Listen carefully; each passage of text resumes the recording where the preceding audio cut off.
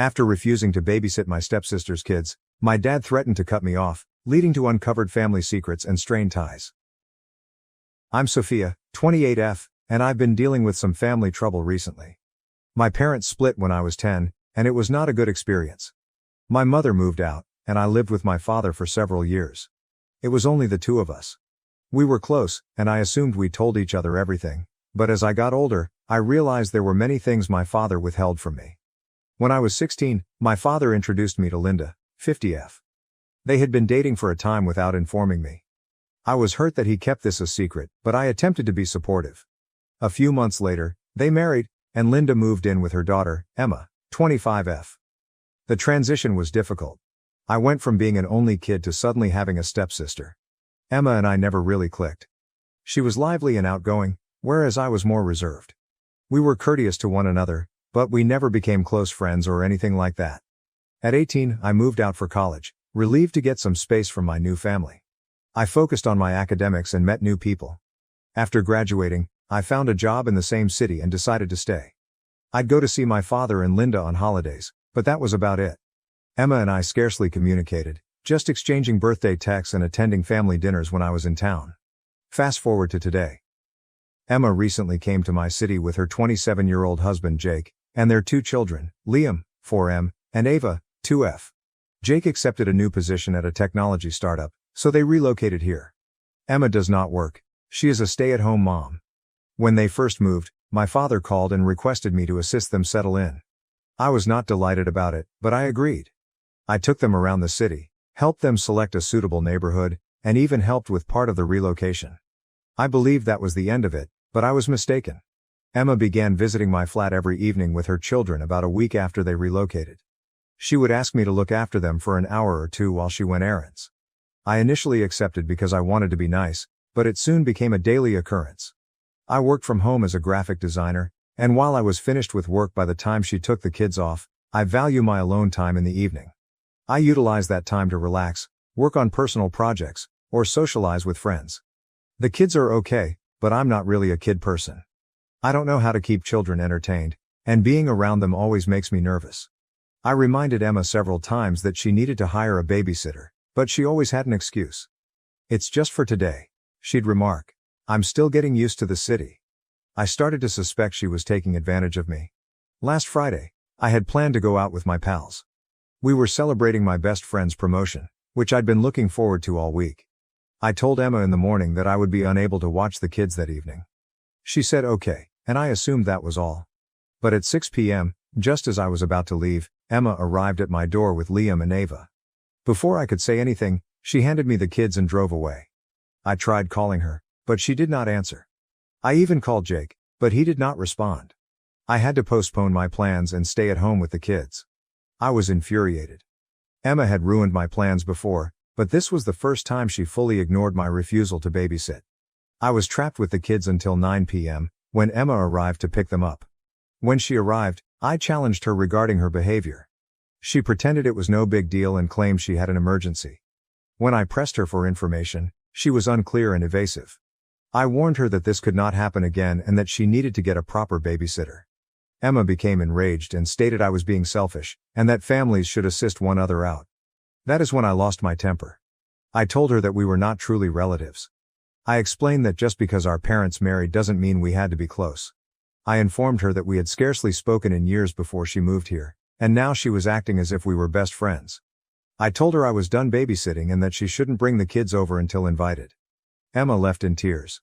I felt awful, but also happy that I had finally established a clear boundary. I believed that was the end of it, but I was mistaken. The next day, my father called me. He was upset with me. He stated Emma had contacted him crying, accusing him of being nasty to her and the children. My father told me that I should apologize and continue to babysit Emma. He said that this is what families do for one another. I attempted to convey my side of the situation. I informed him about Emma taking advantage of me, repeatedly ruining my plans and never respecting my time or boundaries.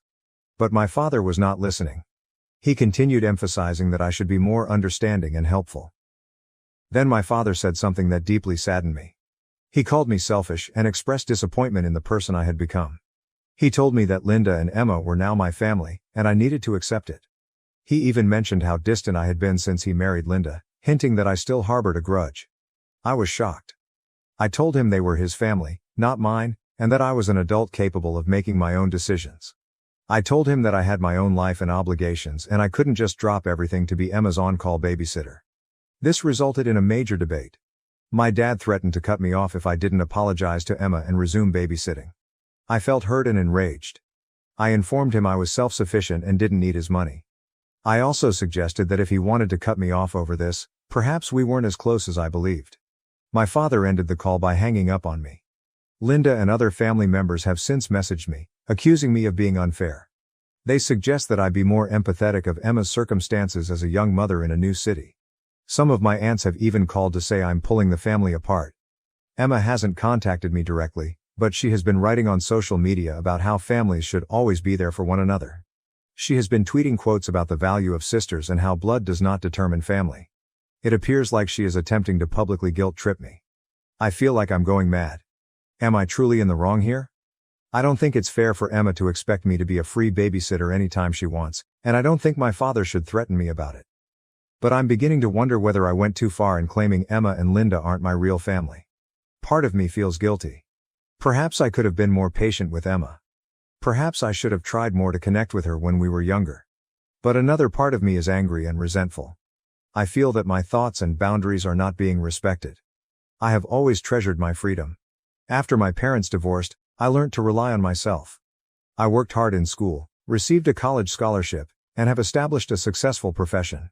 I'm not used to having people rely on me in this way, and I'm not sure I want the responsibility. At the same time, I can't stop thinking about Liam and Ava. They're innocent in all of this, and I genuinely care about them. I don't want kids to feel rejected or undesired, but I also don't think it's good for them to have an aunt who dislikes babysitting them. I tried discussing this with some of my friends, but they seem divided. Some believe I'm being overly harsh and should try to work things out with Emma.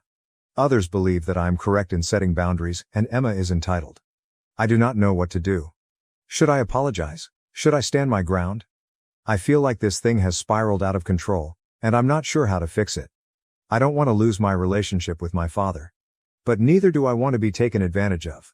This scenario has caused me to question a lot about my family and myself. Am I really as selfish as my father claims? Have I been harboring bitterness for his remarriage without realizing it? Should I have worked more to develop a relationship with Emma over the years? I keep thinking about how things may have turned out differently if my mother was still present. She relocated across the nation after the divorce, and we don't communicate much. I wonder what she would say about all of this. I am at a loss. I believe that no matter what I do, someone will be upset with me. I want to do the right thing, but I don't know what that is anymore. Update 1. It's been almost 2 weeks since my last post, and things have only become more complicated. I'd like to thank everyone who responded and offered suggestions. It let me see things more clearly. After reading the comments, I decided to stand my ground. I did not apologize to Emma or begin babysitting again. This created some strained family relations. My father stopped communicating to me completely, and Emma continued to post passive-aggressive messages on social media about false family members and the value of being present for your nieces and nephews. The quiet from my father was especially difficult. We used to communicate at least once a week, but now there is nothing. I tried to convince myself that it was for the best and that I was creating good limits, but it still hurt. My stepmother, Linda, attempted to mediate the conflict. She contacted me several times, attempting to get me to reconcile with Emma and my father. She said she understood where I was coming from, but that family valued compromise. I appreciated her efforts, but I still felt as if everyone was rejecting my emotions. I immersed myself into my profession, taking on extra freelance projects to take my mind off the family problems. I also began going to the gym more frequently and took up a new hobby, painting. It was soothing to produce something lovely in the midst of my life's craziness. However, something unexpected occurred last week, which changed everything. I was in a neighborhood coffee shop working on a project when I overheard a familiar voice. It was Jake, Emma's husband. He was seated at a table with a woman I did not recognize. At first, I assumed it was a work colleague, but then I noticed Jake reach across the table and take the woman's hand. They spoke in quiet tones and looked at each other in a way that indicated this wasn't a nice meeting. I couldn't believe what I was witnessing. Jake was supposed to be at work, not having what appeared to be a love encounter with another woman.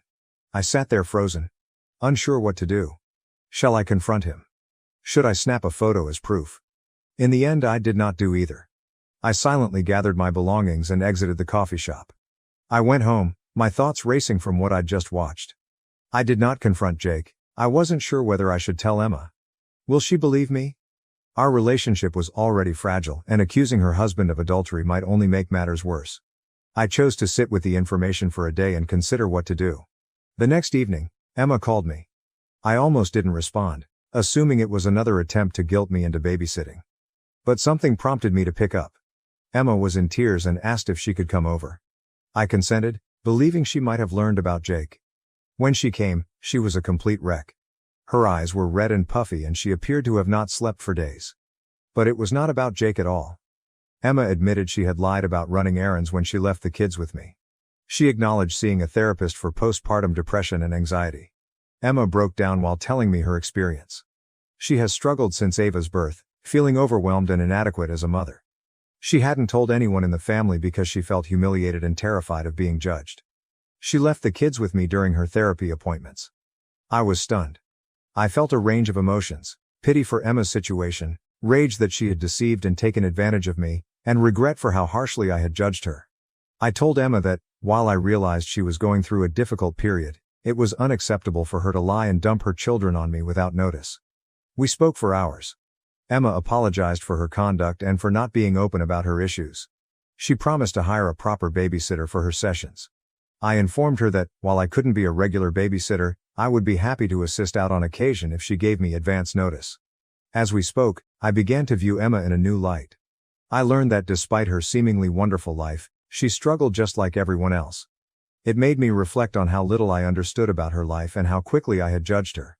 Emma also discussed her emotions of loneliness after moving to the city. She stated she was thrilled to be closer to me, believing we could finally have the sisterly bond we had never had. She said she had pushed too hard and too quickly, and she apologized for not respecting my boundaries. I also conveyed my own feelings. I told her how I felt left out after Dad remarried and how I battled to fit into our new family dynamic. We chatted about our childhood, sharing recollections and opinions that we had never discussed before. Just as we were beginning to restore our relationship, I was faced with the decision of whether to inform Emma about what I observed with Jake. I debated the option, but in the end I chose to be honest with her. I gently informed her what I had seen in the coffee shop. Emma's reply was not what I expected. She didn't appear astonished or outraged. Instead, she became extremely silent before saying, "I know about Jake's meetings." It turns out that the woman Jake was meeting is his half-sister. Jake was adopted as a baby and had lately discovered his biological family. He had been meeting with his half-sister in secret since he was not ready to inform Emma or the rest of the family. He was concerned about how it may affect their family relationships, particularly with his adoptive parents. I was happy Jake was not cheating, but I was also frustrated by our family's concealment. I told Emma that all of this, her treatment, Jake's meetings, could have been avoided if everyone had simply been honest from the start. Emma agreed and said she'd speak with Jake about being more open with the family. She also pledged to be more open with me in the future.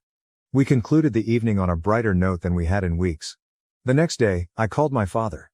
I informed him about Emma's troubles and how we had worked things out. I also told him that, while I was willing to have a relationship with Emma and occasionally help out with the kids, my limits needed to be respected. To my amazement, my father was understanding. He apologized for his reaction and acknowledged that he had put too much pressure on me. We promised to improve our communication and respect each other's boundaries more. We also talked about the past, including how his remarriage affected me and how we had grown apart over time. It was a challenging conversation, but it seemed like we were finally confronting topics we had been ignoring for too long. Things have calmed down, but I still feel like I'm walking on eggshells. There are numerous secrets and unsaid concerns in our family. I'm glad Emma and I were able to sort things out, but I have a feeling there will be more trouble. I'm trying to stay positive, but I'm also bracing myself for what might happen next. This entire experience has made me realize how little I knew about my family members. It's made me ponder what additional mysteries lie beneath the surface. For the time being, I'm working on gradually restoring my connections with Emma and my father. It's not easy, and there are still periods of tension, but it appears like we're headed in the right path. I'm discovering that family connections are complicated, and communication and honesty are essential.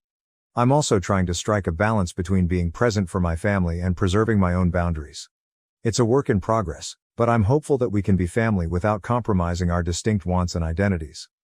Update 2. It has been approximately a month since my last report, and I wish I could say that things have improved, but they have not. In reality, things have gotten a lot worse. Remember how I started to feel like more drama was about to unfold? Well, I was correct, but I could not have foreseen what happened next. Emma called me last week, frantic. She was in tears and hardly intelligible. When I calmed her down, she informed me that she had received some horrible news. Jake hasn't simply met his half-sister. He's had an affair with her. Emma grew suspicious of Jake's numerous meetings and decided to follow him. One day, she noticed him meeting the woman at a hotel rather than the customary coffee shop. She approached him, and he confessed to the affair. He attempted to excuse it by claiming that he felt a connection with his half-sister that he had never had before, but Emma was understandably appalled and devastated. I was shocked. I felt bad for not pressing harder when I initially saw Jake with the woman. I attempted to console Emma as best I could over the phone, but she was distraught. She explained that she was leaving Jake and asked if she and the kids could stay with me for a bit. Despite our previous disagreements, I couldn't send her away in her time of need. I agreed to let them stay. Emma and the kids moved in with me the next day. It's been a tough transition. My flat isn't really designed for 2 young children, and Emma is still really emotional. She alternates between tears and aggressive outbursts. I'm trying to be supportive, but it's taking its toll on me. To make matters worse, Jake has been bugging Emma with continuous phone calls and messages. He's even popped up at my flat several times, causing havoc in the corridor. I had to threaten to contact the police to get him to go. It has been distressing for everyone, especially the children, who do not understand what is going on. Another explosive went off in the midst of the mayhem. My father contacted me, seeming anxious. He said he needed to tell me something important and asked if he could come over. When he arrived, he dropped a bombshell that shocked me to the core. It turns out Jake's half-sister is also my half-sister. My father admitted to having a brief romance with Jake's biological mother years ago, before meeting my stepmother. This woman gave birth to a daughter, who Jake has been having an affair with. I was stunned. I couldn't believe what I heard. My father had held this secret for nearly 30 years. He stated he only found out recently when Jake's half-sister took a DNA test and it matched some of our family members. My father got in touch with her and learned the truth. I felt as if my entire universe was crumbling. Everything I believed I knew about my family was a lie. I was angry with my father for keeping this a secret, at Jake for betraying me, and at myself for failing to anticipate any of this. I haven't told Emma about the recent revelation yet. She's already coping with so much, and I'm worried this may push her over the brink. But I know I'm going to have to tell her someday. The previous several days have been a haze. I've been trying to keep things regular for the kids while simultaneously supporting Emma and dealing with my own thoughts about this new sister. I've taken some time off work to deal with everything, but I'm not sure how long I can do it. I'm at a loss on what to do next. My flat has become a refuge for my sister and her children, a safe haven from her cheating husband, and it now feels like the hub of a decades-long family scandal. I'm trying to keep everything together, but I feel like I'm drowning in secrets and lies. I'm not sure how our family will ever heal from this. The trust has been damaged, and I'm not sure it can be repaired. I'm thinking about going to therapy to deal with all of this, but for the time being, I'm just taking it day by day. I've tried to contact some friends for help, but it's difficult to explain the scenario without seeming like I'm making it up. How would you inform someone that your brother-in-law is having an affair with your hidden half-sister? It sounds like something from a horrible soap drama. I am also concerned about the long-term ramifications of all of this. What will happen to Emma and the children? Will Jake seek custody? And what about my half-sister? Should I try to reach her? Do I really want to know her? Given the circumstances, it's also worth considering how this may influence my relationship with my father. I'm upset that he kept this a secret for so long, but I understand that he was probably terrified and ashamed. Even so, knowing what he did makes it difficult to look at him in the same way. For the time being, my primary emphasis is on Emma and the children. Despite the volatility, I'm attempting to provide a stable atmosphere for them. It's not simple, but it seems like the proper thing to do. I'm also attempting to care for myself. I've started journaling to help me process my emotions, and I'm making an effort to do something I enjoy every day. Even if it's as simple as reading a book or going for a walk. I know I'll have to make some important decisions shortly about Emma's predicament, my connection with my father, and whether or not to contact my half-sister. But for now, I'm just trying to get through each day. If anyone has been through something similar and has any suggestions, I'd be grateful. This entire scenario is daunting, and I could use all of the help I can get. Update 3. It's been 3 months since my last update, and much has changed. After the shock of the discoveries subsided, we had to cope with the aftermath. I eventually told Emma that Jake's affair partner is our half-sister. She was devastated all over again, but it also provided her with the necessary closure. She sought for divorce and received a restraining order against Jake. The legal procedure has been messy, but Emma is sticking firm. Emma and her children remained with me for approximately a month before she found a tiny apartment of her own. She began working part-time at a local bookstore and is gradually reconstructing her life. This experience has actually brought us closer together. I occasionally help her with the kids, but only on my terms, and she respects my boundaries. We haven't contacted our recently discovered half-sister. We aren't ready for it yet, and I'm not sure we ever will be.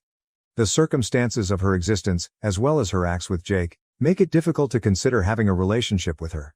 My relationship with my father has been strained. I was upset with him for hiding such a significant secret for so long. We've had several lengthy, painful discussions on trust, honesty, and the consequences of his decisions. He has been visiting a therapist to deal with his shame and learn how to regain trust with his family. It is a slow process, but we are making progress. I've started visiting a therapist to deal with all of my inner problems. It's helped me go through my feelings and set reasonable boundaries. I am learning that it is acceptable to prioritize my own mental health and well-being, even when family members are in crisis. One unanticipated result of all this is that I've reconnected with my mother. After everything came out, I contacted her because I needed someone to talk to who wasn't personally engaged in the situation. We've had some wonderful discussions and she's been a source of comfort throughout this. We're striving to restore our relationship and it's been great to have her back in my life. I've also made significant changes in my life. I decided to take a sabbatical and travel. I needed to go away from the family drama and rediscover myself. I'm writing this post from a modest cafe in Europe, where I've spent the last month. This distance has helped me gain perspective. I've come to learn that, while family is important, it is not everything. People who genuinely care about you will respect your boundaries and will not pressure you to sacrifice your ideals or well-being.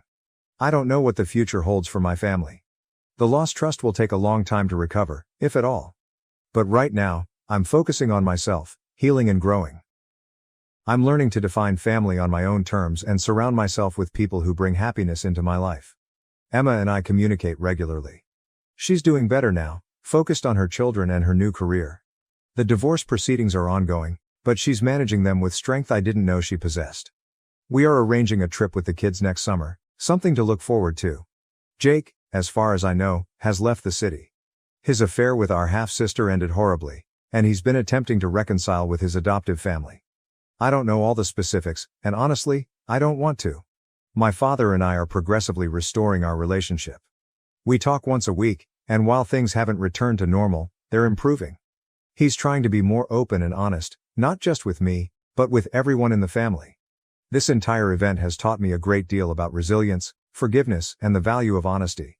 It has also taught me that it is never too late to establish boundaries and prioritize your own well-being. Thank you to everyone who has followed my tale and offered advice along the way. Your support has meant more than you realize. If there's one thing I've taken away from this, it's that life may take you by surprise in unexpected ways. All we can do is strive to approach each day with honesty, courage, and self-respect. My infertile sister-in-law attacked me at my baby shower. Now she wants to meet my daughter after losing her own baby. I've been married to my hubby, Sam, 34M, for 7 years. We met at a mutual friend's wedding in 2016. I was a bridesmaid, and Sam was a groomsman. We were matched to go down the aisle together, and there was an instant connection between us. Following the wedding, we spent the entire reception chatting and laughing. By the end of the night, we had swapped numbers and planned our first date. Following that, our relationship swiftly progressed. We learned we had a lot in common, including a passion for hiking, a similar interest in true crime podcasts, and a desire to create a family eventually. After a year of dating, Sam proposed during a twilight trek on our favorite trail. 6 months later, we celebrated a gorgeous fall wedding with our closest friends and family. We knew we wanted children from the outset. We began trying for a baby shortly after our honeymoon. At first, it was exhilarating. We joked about whether the baby would inherit my curly hair or Sam's dimples. But as the months went without a positive pregnancy test, that elation faded into anxiety. We attempted everything to improve our chances. I began meticulously tracking my ovulation, and we both made lifestyle adjustments. Sam stopped smoking, a habit he had since college. I gave up my favorite morning coffee. We joined the gym together, determined to get in the best shape of our lives, but nothing changed. After 2 years of unsuccessful attempts, we decided to see a reproductive doctor. Dr. Anderson performed various tests on both of us. The weeks spent waiting for findings were some of the most stressful of our life. When the results were eventually in, they were frustratingly inconclusive. There was no obvious explanation why we couldn't conceive. Dr. Anderson recommended us to keep trying, stating that sometimes these things simply need time.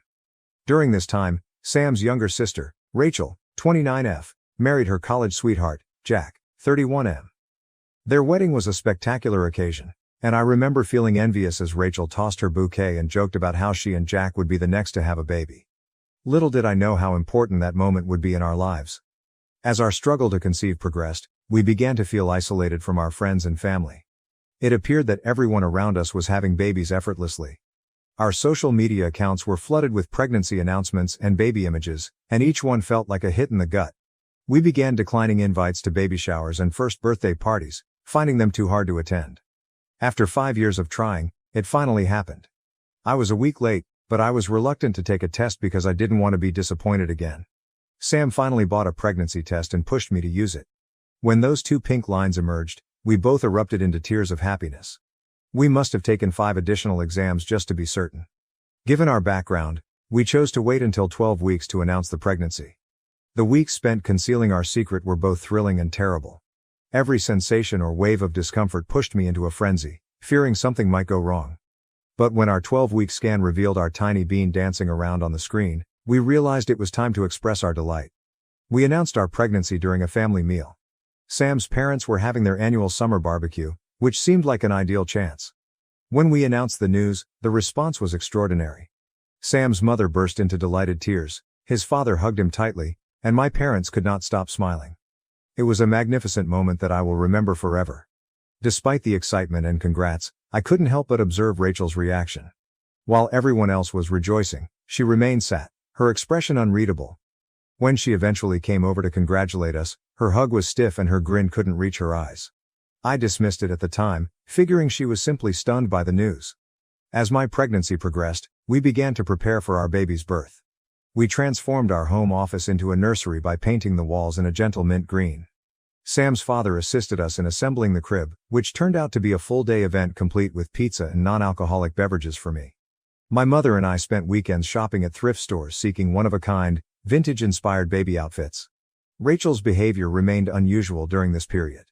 She rarely inquired about the pregnancy, and when she did, she frequently used a negative tone. When I was showing Rachel a beautiful hand-knitted blanket created by my grandmother, she said that it was a shame to put so much effort into something that would most likely be spit up on. Despite Rachel's attitude, we tried to involve her in the prenatal process. We invited her and Jack to our gender reveal celebration, where we learned we were expecting a girl. Rachel arrived late, barely chatted with anyone, and left early, stating she had a headache. As my due date approached, Sam's mother volunteered to throw us a baby shower. We were delighted by her offer and gladly accepted. The day of the shower arrived, and our house was packed with friends and family eager to celebrate our soon-to-arrive baby girl. Rachel arrived an hour late, clearly upset. Without saying anything, she pushed a gift into my hands and walked directly to the food table. Throughout the celebration, she made snarky remarks about the decorations, games, and even the gifts that others brought. I overheard her tell Jack that the entire affair was tacky and over the top. When it came time to receive gifts, everything went downhill quickly. Rachel's face darkened as I unwrapped each item and thanked the donor. When I unwrapped her gift, a simple white onesie, she stood up and exclaimed, "This is so unfair." The room fell hushed as Rachel continued her diatribe. She ranted about how she had been trying to conceive for years, how she deserved to be a mother more than I did, and how unfair life was. Then, to everyone's surprise, she grabbed the cake knife off the table and lunged at me. Fortunately, Sam's quick reflexes saved the day. He managed to grab Rachel's arm before she could get to me. During the ensuing turmoil, someone contacted the police. Rachel was arrested for attempted assault, and the baby shower ended abruptly. I was shaken to my core. The notion that my sister-in-law had attempted to hurt me and possibly my unborn kid was beyond comprehension. Sam was heartbroken, split between concern for me and disbelief over his sister's behavior. Following the incident, Jack begged us not to press charges. He explained that Rachel had been dealing with infertility and despair, and that she was not in her right mind. But Sam and I couldn't let it go. We chose to press charges because we felt Rachel ought to face the consequences of her actions. Rachel is currently in jail awaiting trial, and our family is torn apart. Some family members believe we are being overly harsh and should dismiss the charges for the sake of family harmony. Others agree with our conclusion, claiming Rachel's acts were reprehensible regardless of her mental state. I can't help feeling guilty. Did I push Rachel too hard by celebrating my pregnancy when I knew she was struggling? Should I have been more sympathetic to her emotions? But then I remember how she endangered not just me, but also my unborn kid, and I feel right in our decision to have my sister-in-law arrested during my baby shower. Update 1. It's been a month since the baby shower incident, and much has changed. First and foremost, I'd like to thank everyone for their help and advice. Our family has been going through a difficult time, and your words have provided some comfort. Rachel's trial was scheduled for next month, but there have been some unexpected changes. About 2 weeks ago, Jack asked Sam if we might meet to discuss the situation. After some deliberation, we decided to meet in a neutral location, a small coffee shop that Sam and I used to go to when we first started dating. When we arrived, not only did we find Jack, but also Rachel's parents. Rachel's mother, Linda, 58F, immediately began pleading with us to dismiss the accusations.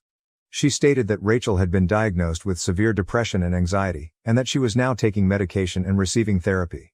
Linda maintained that Rachel didn't belong in jail and that she needed help rather than punishment. As Linda spoke, I couldn't help but recall the early days of Sam and Rachel's relationship, when Sam first introduced me to the family. Rachel had been friendly and hospitable. We even developed a friendship, going shopping together or having girls' nights with wine and rom-coms. It was difficult to accept that Rachel was the one who had come at me with a knife. Jack then revealed the bombshell: Rachel was pregnant. Apparently, they had been going through IVF, and their most recent try had been successful. Jack stated Rachel found out just days before our baby shower but was too overwhelmed to comprehend it properly. He hypothesized that her outburst was caused by a combination of hormones and mental health difficulties. I was stunned. Part of me sympathized with Rachel, understanding how overwhelming her feelings must have been, but another part of me couldn't get over the dread I felt when she approached me with that knife. I remembered the chilly look in her eyes, so unlike Rachel I thought I knew. Sam and I separated ourselves to talk about the problem quietly. We walked to a neighboring park, where we used to go for picnics in the beginning of our relationship. As we sat on a bench, the enormity of the decision before us felt overpowering. We were split. On the one hand, we knew Rachel was going through a difficult period and needed assistance. We reflected on our years of friendship with her, the holidays we had spent together, and the private jokes we shared. On the other hand, her actions had endangered me and our pregnant kid, and we believed she should face the consequences. Following a lengthy conversation, we agreed to speak with our lawyer about the potential of a plea bargain. We didn't want to drop the charges totally, but we were willing to work out a solution that would guarantee Rachel got the care she needed while simultaneously holding her accountable for her conduct. When we returned to the coffee shop and conveyed our opinions, Jack and Rachel's parents were relieved. They thanked us sincerely for our willingness to offer an alternative to jail time. Linda hugged me with tears in her eyes, and I was reminded of happier times with this family. As we exited the coffee shop, I had a range of feelings. I was still outraged about what had happened, but I also had a glimmer of faith that our family could recover from it. Sam gripped my hand as we headed to our car, and I knew whatever occurred, we'd deal with it together. The next day, we met with our lawyer to talk about our alternatives. She suggested that a plea deal could be a good solution, potentially leading to Rachel receiving mandated therapy, community service, and probation instead of jail time. We decided to proceed with this technique. However, things took an unexpected turn when we received a call from Jack later that week. Rachel was hospitalized owing to pregnancy difficulties. The stress of the impending trial, along with her mental health difficulties, had taken its toll on her physical health. Jack sounded fatigued and worried over the phone. He informed us that Rachel had begun bleeding and was at risk of losing the baby. As he talked, I felt a rush of contradictory feelings. Despite everything that had transpired, I would never wish the agony of losing a pregnancy on anyone, especially Rachel, given how long she had been trying to conceive. We're now in a difficult position. The trial has been postponed due to Rachel's condition, and we're questioning if we're doing the right thing. Are we being overly tough or not harsh enough? It's a fine balance between justice, compassion, and family devotion, and I'm not convinced we're getting it right. In light of this, Sam and I have spent a lot of time discussing our own approaching parenthood. We've started taking parenting classes, And each one reminds us of the immense responsibility we're about to take on. It has made us even more determined to provide a safe and stable environment for our daughter. I will keep you updated as things go. Thank you all for your continued support during this difficult time. Update 2. It's been 3 months since my previous update, and Rachel's position has taken some unforeseen turns. I apologize for the lack of updates. Things have been stressful, to say the least. First, I should say that I gave birth to our lovely daughter, Lily, 6 weeks ago. Despite the stress of Rachel's ongoing condition, the birth was a success and Lily and I are both fine. Sam has been an incredible father, and we are gradually adjusting to life with the newborn. The night Lily was born was a tornado of emotion. My labor began abruptly 2 weeks early, and everything happened very rapidly. Sam was fantastic throughout the procedure, holding my hand and encouraging me every step of the way. When we finally heard Lily's first cry, it was the most beautiful thing I had ever heard. Holding her for the first time, I experienced a love I had never imagined imaginable. We were in a state of new parent euphoria for the first several days in the hospital, but reality hit us hard when we learned about Rachel. As I said in my previous report, Rachel was hospitalized owing to pregnancy difficulties. Unfortunately, despite her medical team's best efforts, Rachel lost the baby at 16 weeks. It was a heartbreaking blow for her and Jack, sending shockwaves throughout the family. I recall when Sam broke the news to me. We were in our hospital room, with Lily resting soundly in her bassinet. Sam's face paled as he recounted the information he had just received from his parents. My heart fell. Despite everything that had occurred between us, I would never wish such suffering on anyone. Rachel's mental health deteriorated significantly following this catastrophe. She was admitted to a mental health hospital for intensive therapy. Given the circumstances, our counsel told us that pursuing the charges at this time was unlikely to be in anyone's best interests. After much deliberation and soul-searching, Sam and I agreed to drop the charges. It was not an easy decision, and part of me is still conflicted about it. However, witnessing Rachel in such a vulnerable situation made us understand that what she requires right now is assistance and support, not legal punishment. We made it plain to Jack and Rachel's parents that our choice was subject to certain conditions. Rachel must continue her therapy and treatment, and she is not permitted to have any unsupervised contact with us or Lily until her therapist deems it acceptable. They gladly accepted these stipulations. The family has had a mixed reaction to our decision. Sam's parents are relieved and thankful, hoping that this is the first step toward reconciling our shattered family. When we told Linda about our decision, she gave us a grateful expression. She hugged both of us, tears running down her cheeks. My parents, on the other hand, are concerned that we are being overly indulgent, leaving ourselves open to potential problems with Rachel. My father, in particular, was upset. He reminded me of the fear and tension I had felt during my pregnancy as a result of Rachel's conduct. It took a long conversation to help him grasp our point of view. Sam and I are attempting to focus on our new life with Lily. We have strengthened our home security by installing cameras and a new alarm system. It may appear paranoid, but given what transpired, we believe it is vital for our peace of mind. Jack has kept us posted on Rachel's progress. She is still at the psychiatric facility, but she is allegedly making slow but steady improvements. He claimed that she has expressed tremendous regret for her conduct during the baby shower, but we have not heard from her personally. I'm still processing my emotions about everything that has transpired. While I'm delighted we made a decision that could perhaps assist Rachel and heal our family, I can't get over my anxiety and distress. I'm not sure if I'll ever be able to completely forgive Rachel or feel safe around her again. For the time being, we're taking things day by day and focusing on Lily and our small family. The future of our relationship with Rachel is uncertain, but we believe that with time and continuing therapy, some type of reconciliation is possible. Update 3. It's been 6 months since my last update, and I'd like to provide some last views on the situation. A lot has changed, and I believe this may be my final post regarding this phase of our lives. Lily is 7 months old and the light of our lives. She's starting to crawl and babble, and each day is a new adventure. Sam and I are fatigued, but happier than we have ever been. Every day, watching Sam with Lily reminds me of why I fell in love with him. He's very patient and compassionate, always ready with a goofy expression to make her laugh or a soothing voice when she's upset. Rachel was freed from the psychiatric facility approximately 3 months ago. Her physicians say she's made considerable progress in overcoming her despair, anxiety, and grief over her lost pregnancy. She is still undergoing outpatient therapy and following a consistent medication schedule. Rachel contacted us through Jack about a month after her release and asked to meet Lily. Sam and I were initially hesitant, but after discussing it with our therapist, yes, We began seeing one to help us process everything that had happened. We agreed to a brief supervised visit. The meeting was unpleasant, to say the least. It occurred in our living room, with Jack and Sam's parents present. Rachel was visibly apprehensive and struggled to communicate with us. She brought Lily a handmade blanket and apologized sincerely for her actions at the baby shower. She indicated that she had been in a very bad place psychologically and emotionally, and she deeply regretted her actions. Rachel held Lily for the first time, and I felt an odd combination of feelings. On the one hand, seeing her lovingly engage with my kid reminded me of our previous close friendship. On the other hand, I couldn't get over the vision of her lunging at me with a knife.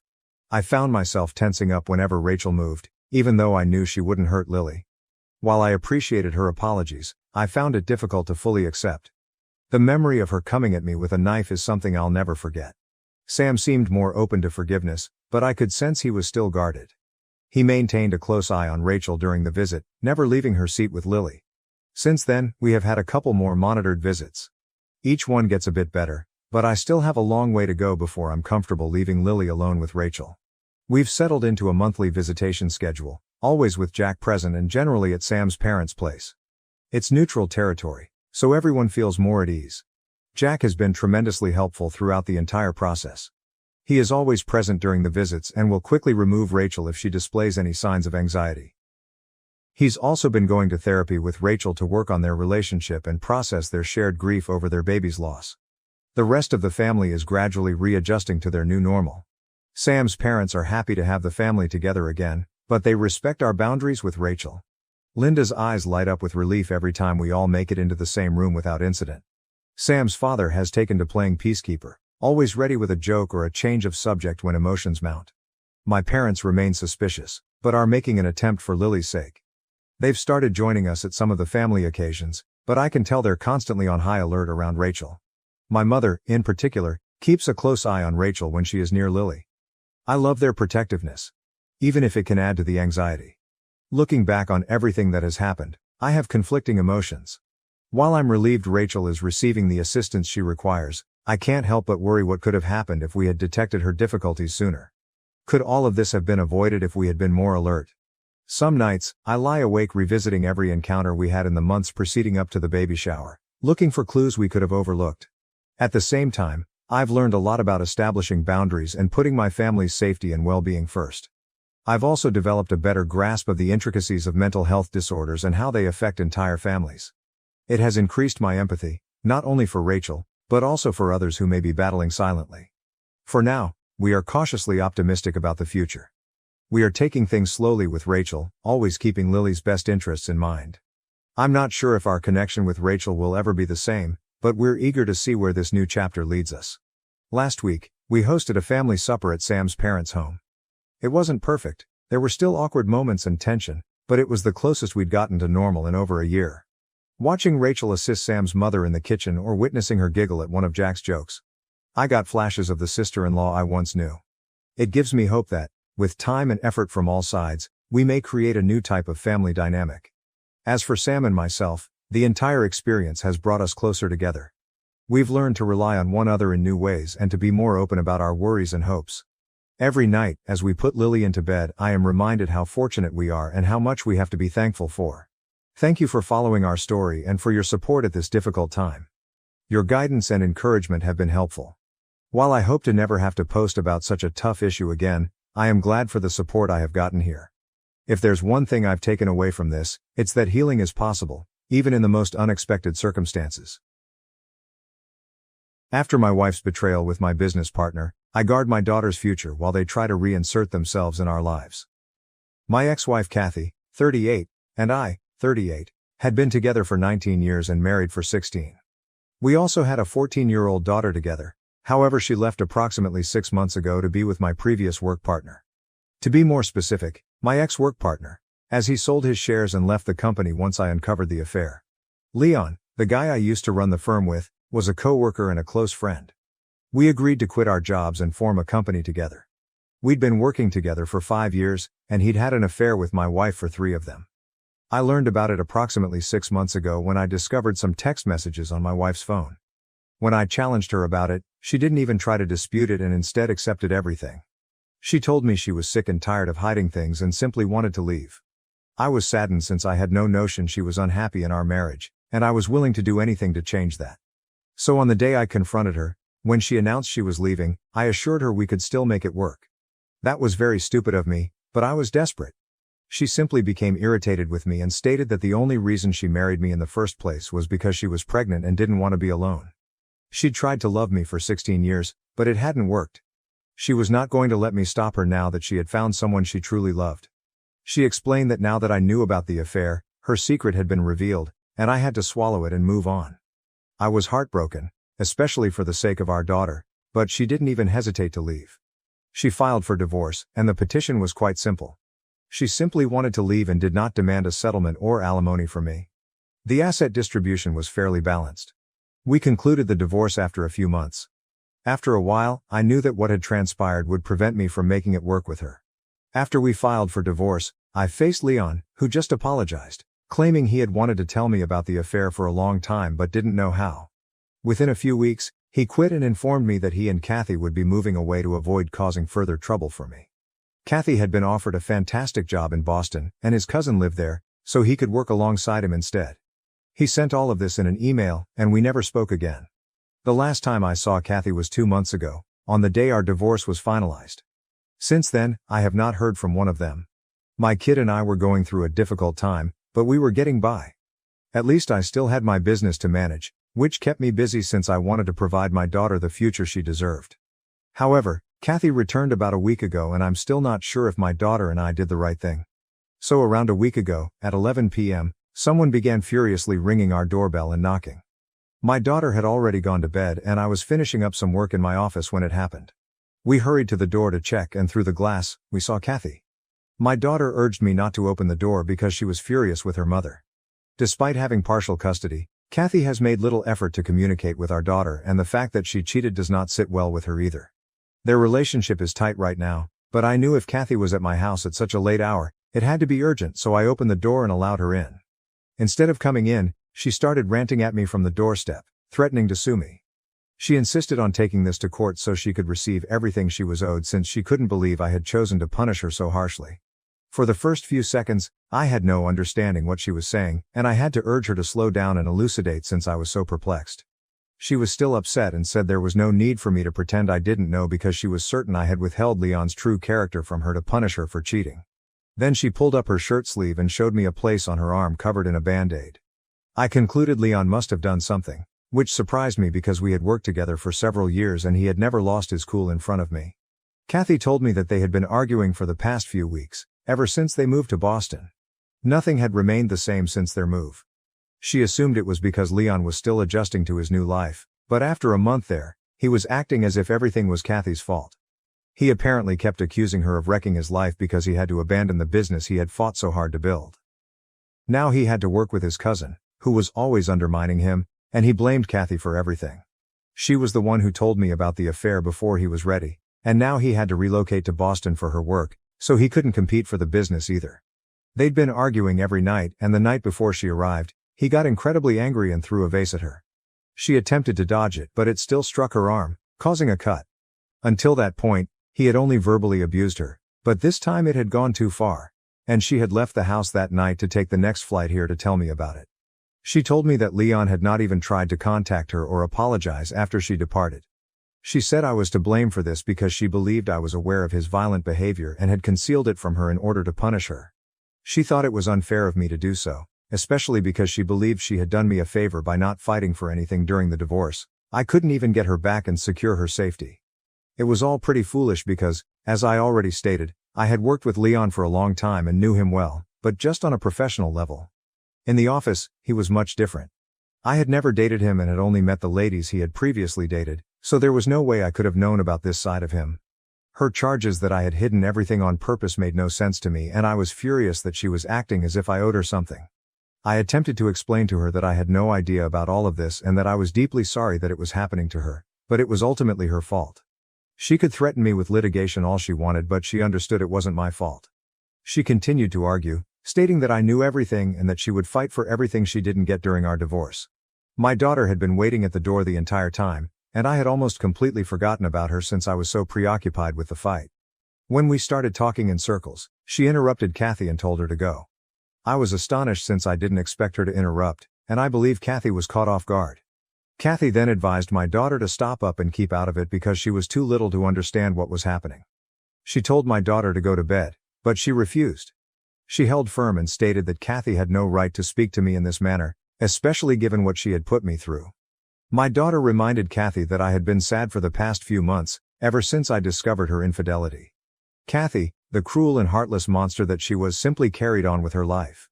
She then pointed out that Kathy had neglected to visit her own daughter or stay in touch since she was preoccupied with Leon and her new life.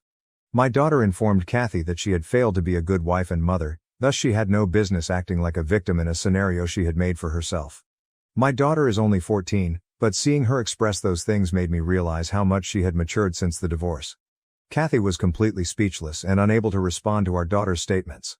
Finally, my daughter informed Kathy that now that she had gone and was living with Leon, she would have to cope with whatever she was going through on her own because we were no longer her family. Kathy had dug her own grave, and now she had to lie in it. Which was exactly what she deserved for screwing people over. After saying this, my daughter slammed the door in Kathy's face and returned to her room. I could hear Kathy crying outside the door, but I didn't bother checking on her because I didn't think it was necessary given our recent chat.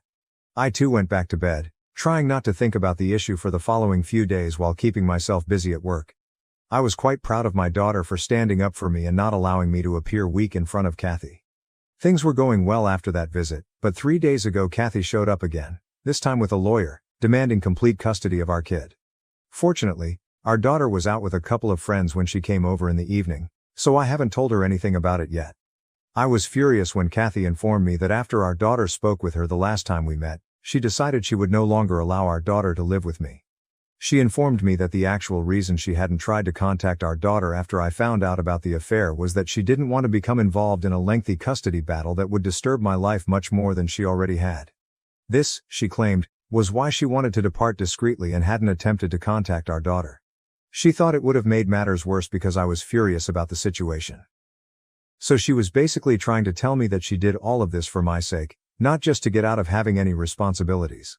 I was clearly not buying it, and I informed her that the only reason she didn't fight for anything during the divorce, let alone custody of our kid, was that she wanted to leave swiftly and start a new life with Leon. This had nothing to do with me, as she tried to make it seem, therefore I didn't need to feel sorry for her. However, she stated that she no longer cared about that since she now desired full custody of our daughter and was determined to ensure that she received it. She insisted that she would not let me ruin my daughter's opinion of her by telling her ridiculous stories and training her to disrespect her mother. Kathy said that during our last meeting, our daughter was extremely disrespectful to her, and that I encouraged this conduct. She now knew what to do and had returned to inform me that she was taking this to court. I told her to be my guest and closed the door because I didn't want to waste any more time talking to her. However, I began to question whether she had a point. I wanted to believe I was doing the right thing, but I wasn't sure, to be honest, so I felt bad about not reprimanding my daughter when she was rude to her mother. Update 1, I've determined that I have nothing to be sorry for. My daughter did the correct thing in sticking up for me, and the comments made me understand how silly I was. She cheated on me, so I don't think I should feel sorrow or regret for what happened to her. Many people in the comments urged me to speak with my daughter first since it would be unfair for her to be caught off guard if Kathy applies for full custody after our last meeting. So I told my kid about it yesterday. I didn't want to withhold anything from her. She has already demonstrated to me that she is grown enough to handle these situations, and I feel horrible that she had to mature overnight.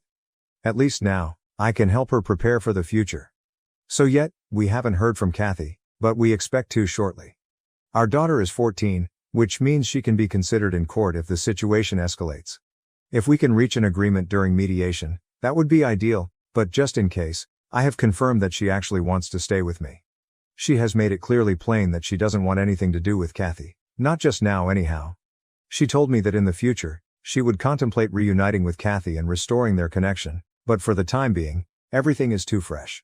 She clearly blames her mother for splitting up the family, and I can't say anything because it's technically correct. I don't want to be the type of father who turns his child against his ex-partner for petty reasons, but in this case, I don't think there is much I can do. Kathy has done a fantastic job alienating our daughter, who now prefers to keep her distance from her own mother. They were fairly close before the affair came to light, so this is a significant departure from what they were both used to. Kathy is clearly irritated that my daughter is on my side, as she has always attempted to be closer to her.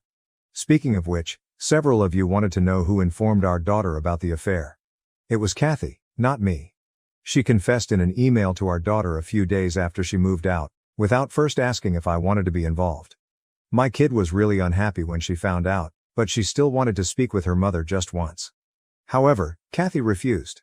When I tried to contact Kathy to let her know our daughter wanted to talk, she refused because she was too preoccupied with the divorce process. She also didn't think it was proper to discuss it, so she expressed what she wanted to say in that email and had nothing else to add. I attempted to persuade her to speak with our daughter only once because she appeared to have a lot of questions. However, Kathy remained adamant about her decision. After that, she stopped speaking to us entirely, and my daughter's perception of her mother shifted dramatically. Kathy holding me responsible for that does not seem fair to me. Anyway, I've spoken with my lawyer and we're going to deal with this. Update 2. Kathy ultimately served me with the notice for full custody a few days ago, and my lawyer and I responded by fighting it right away. We are scheduled to meet with the court-appointed mediator tomorrow, but Leon called me today. I was shocked to see his name on my phone because we didn't have much to chat about, but I answered the call. As soon as I did, he asked me to return Kathy to him. He claimed he'd been trying to reach her for a few days and knew she'd been with me or spoken to me, so he wanted me to tell her where she was. I told him I had no idea where she was residing, but I had spoken with her in the last several days and she was here to battle for custody of our kid. To be clear, I did not do this to help Leon, but I hope that if Leon stopped by and chatted with Kathy, he might alter her mind and convince her to return. If I was lucky, he might even get her to sign over her rights to our daughter. With that in mind, I told him everything and added that she was upset since he had not contacted her after she left that night. I urged that if he wanted her back, he should act immediately. The poor guy had no suspicions and had no idea he was being exploited, which worked out perfectly for me. I just hope Kathy still wants to make it work with him. When he comes back, she might accompany him. I also discussed this idea with my lawyer, who confirmed that what I did was correct. Even though the odds are already in our favor, it doesn't hurt to save time and energy by resolving this before going to court. Update 3. Kathy and I met for our first mediation session 2 days ago and it obviously did not go well. She disagreed with all of our views and said it was all a waste of time before ending the session after half an hour. After she left, I returned home after picking up my kid from school. When we returned, Leon was waiting for us at our door. The poor guy appeared to be in a dreadful state, and I can only imagine how he must be feeling after spending a few months with Kathy. I told him he needed to leave because my daughter and I had just returned home and wanted to rest. We didn't have time to cope with his turmoil, and I had already helped him in whatever way I could. I couldn't go out of my way to aid the man who had been having an affair with my wife, but he actually broke down, claiming that after their last battle, she hadn't even responded to any of his texts, and he had no idea where to seek for her. I informed him, as I had before, that I still didn't know where she lived and that I couldn't help him. He just slumped down on the front steps, crying and holding his head in his hands. At that moment I began to become upset since this guy and Kathy had literally ruined my life and now he felt comfortable enough to seek my assistance in finding her so they could settle things. I ordered my daughter to go inside so I could deal with this, and after she was inside, I told Leon he needed to leave because I was done with both of them for good. For good measure, I gave him Kathy's parents' contact information and told him to call them if he couldn't reach her, but he had to leave us alone immediately. I told him that he had damaged both mine and Kathy's lives. He tried to apologize, saying he didn't mean to harm me, but he'd fallen in love with her and couldn't stop himself.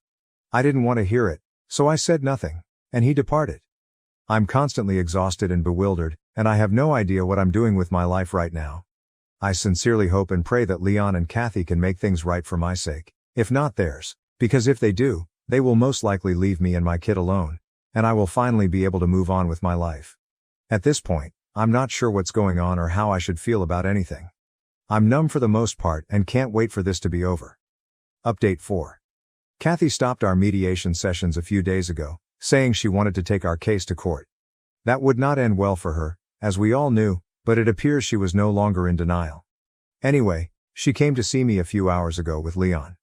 I suppose they were able to patch things up. I didn't invite them in since my daughter was home and unwell, and I didn't want to make things worse for her. I ordered them to wait for me at a nearby cafe, called my mother to take care of my daughter, and then went to the cafe to hash things out. When I arrived, Kathy and Leon apologized for everything they had put me through. Again, I had to inform them that this no longer mattered to me. I really wanted them to move on and explain why they had called me there. I didn't want to waste my time with insincere apologies, So they stopped skirting the issue and informed me that they recognized they had made a mistake by screwing me over and that they were really unhappy in Boston. Kathy missed our daughter, while Leon missed being his own boss. Kathy now wanted me to agree to send our daughter to see her every weekend, or every other weekend, because she didn't want to give up her current life. Leon's demands were even more outrageous. He wanted to return as a partner in the company and open a branch in Boston. The finest part of all was that they expected me to make a decision within a few days. Kathy's bosses had advised her that if she wanted to keep her job, she needed to return because she could no longer work from home. Even if I wanted to tell them I would think about it, I didn't have the option. That's why I ended up telling them I couldn't agree to any of it. Leon had already quit and sold his shares, which I had on paper, so I was not going to hire him again because I didn't trust him at all. Kathy's proposal was unreasonable because our daughter did not deserve to go back and forth every other weekend simply to see her mother. She should have considered these things before moving to Boston. This is absolutely not my fault. They began to dispute with me, saying they were willing to compromise since they did not want to fight this in court. I told them that the thought of fighting for what they wanted in court and actually winning was ridiculous. They only wanted to bargain with me in person because they believed they could manipulate me. Unfortunately, I was not weak or stupid enough to believe any of this. The only reason I'd come to meet them was to put an end to this. That actually silenced them, since they realized they'd never win if this went to court. I told them that the most I could do for them, or Kathy in particular, was to talk to our daughter and get her to meet Kathy whenever she came to visit. Aside from that, I wasn't doing anything, so they could take or leave it. I wasn't going to waste any more of my time arguing with them. Kathy seemed desperate, so she consented quickly, and I left. I will talk to my daughter when she feels better, but I will not compel her to do anything she does not want to do. If she decides she doesn't want to see her mother again, that is her choice. I am not going to convince her. Update 5. Hello, a few months have gone by. In my last update, I stated that I would not push my daughter to meet her mother if she did not wish to. I next spoke with my daughter, telling her what I had said to Kathy. She stated that she wanted some time to consider things over, so I expressed this to Kathy a few months back. Since then, we have not communicated. I'm not sure if she and Leon have settled their differences. I don't care. According to what I know, they are still together and living in Boston. Good for them, I suppose. At least they've left me alone, so I can now start to move on. That's exactly what I'm doing. The best revenge is to live well, therefore I'm focusing on working and growing my kid to be a wonderful human being, unlike her mother. Basically, I hope I am successful in doing so. My parents tried to give my inheritance to their favorite daughter, but my grandparents had a surprising twist in store. Male 28-year-old comes from a family with a convoluted and long history of favoritism.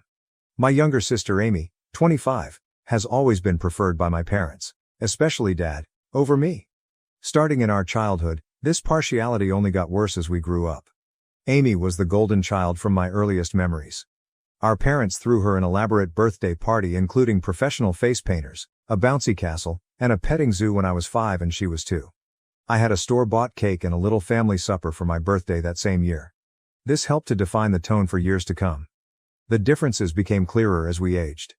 Amy always received the newest toys, the greatest clothes and most attention. I recall saving months of allowance for a new bike when I was 10 years old. Amy wanted one too, hence she had a fit when she saw it. Rather of educating her about waiting or saving, my parents went right out and got her an even nicer bike than mine. Another arena where the bias was evident was school.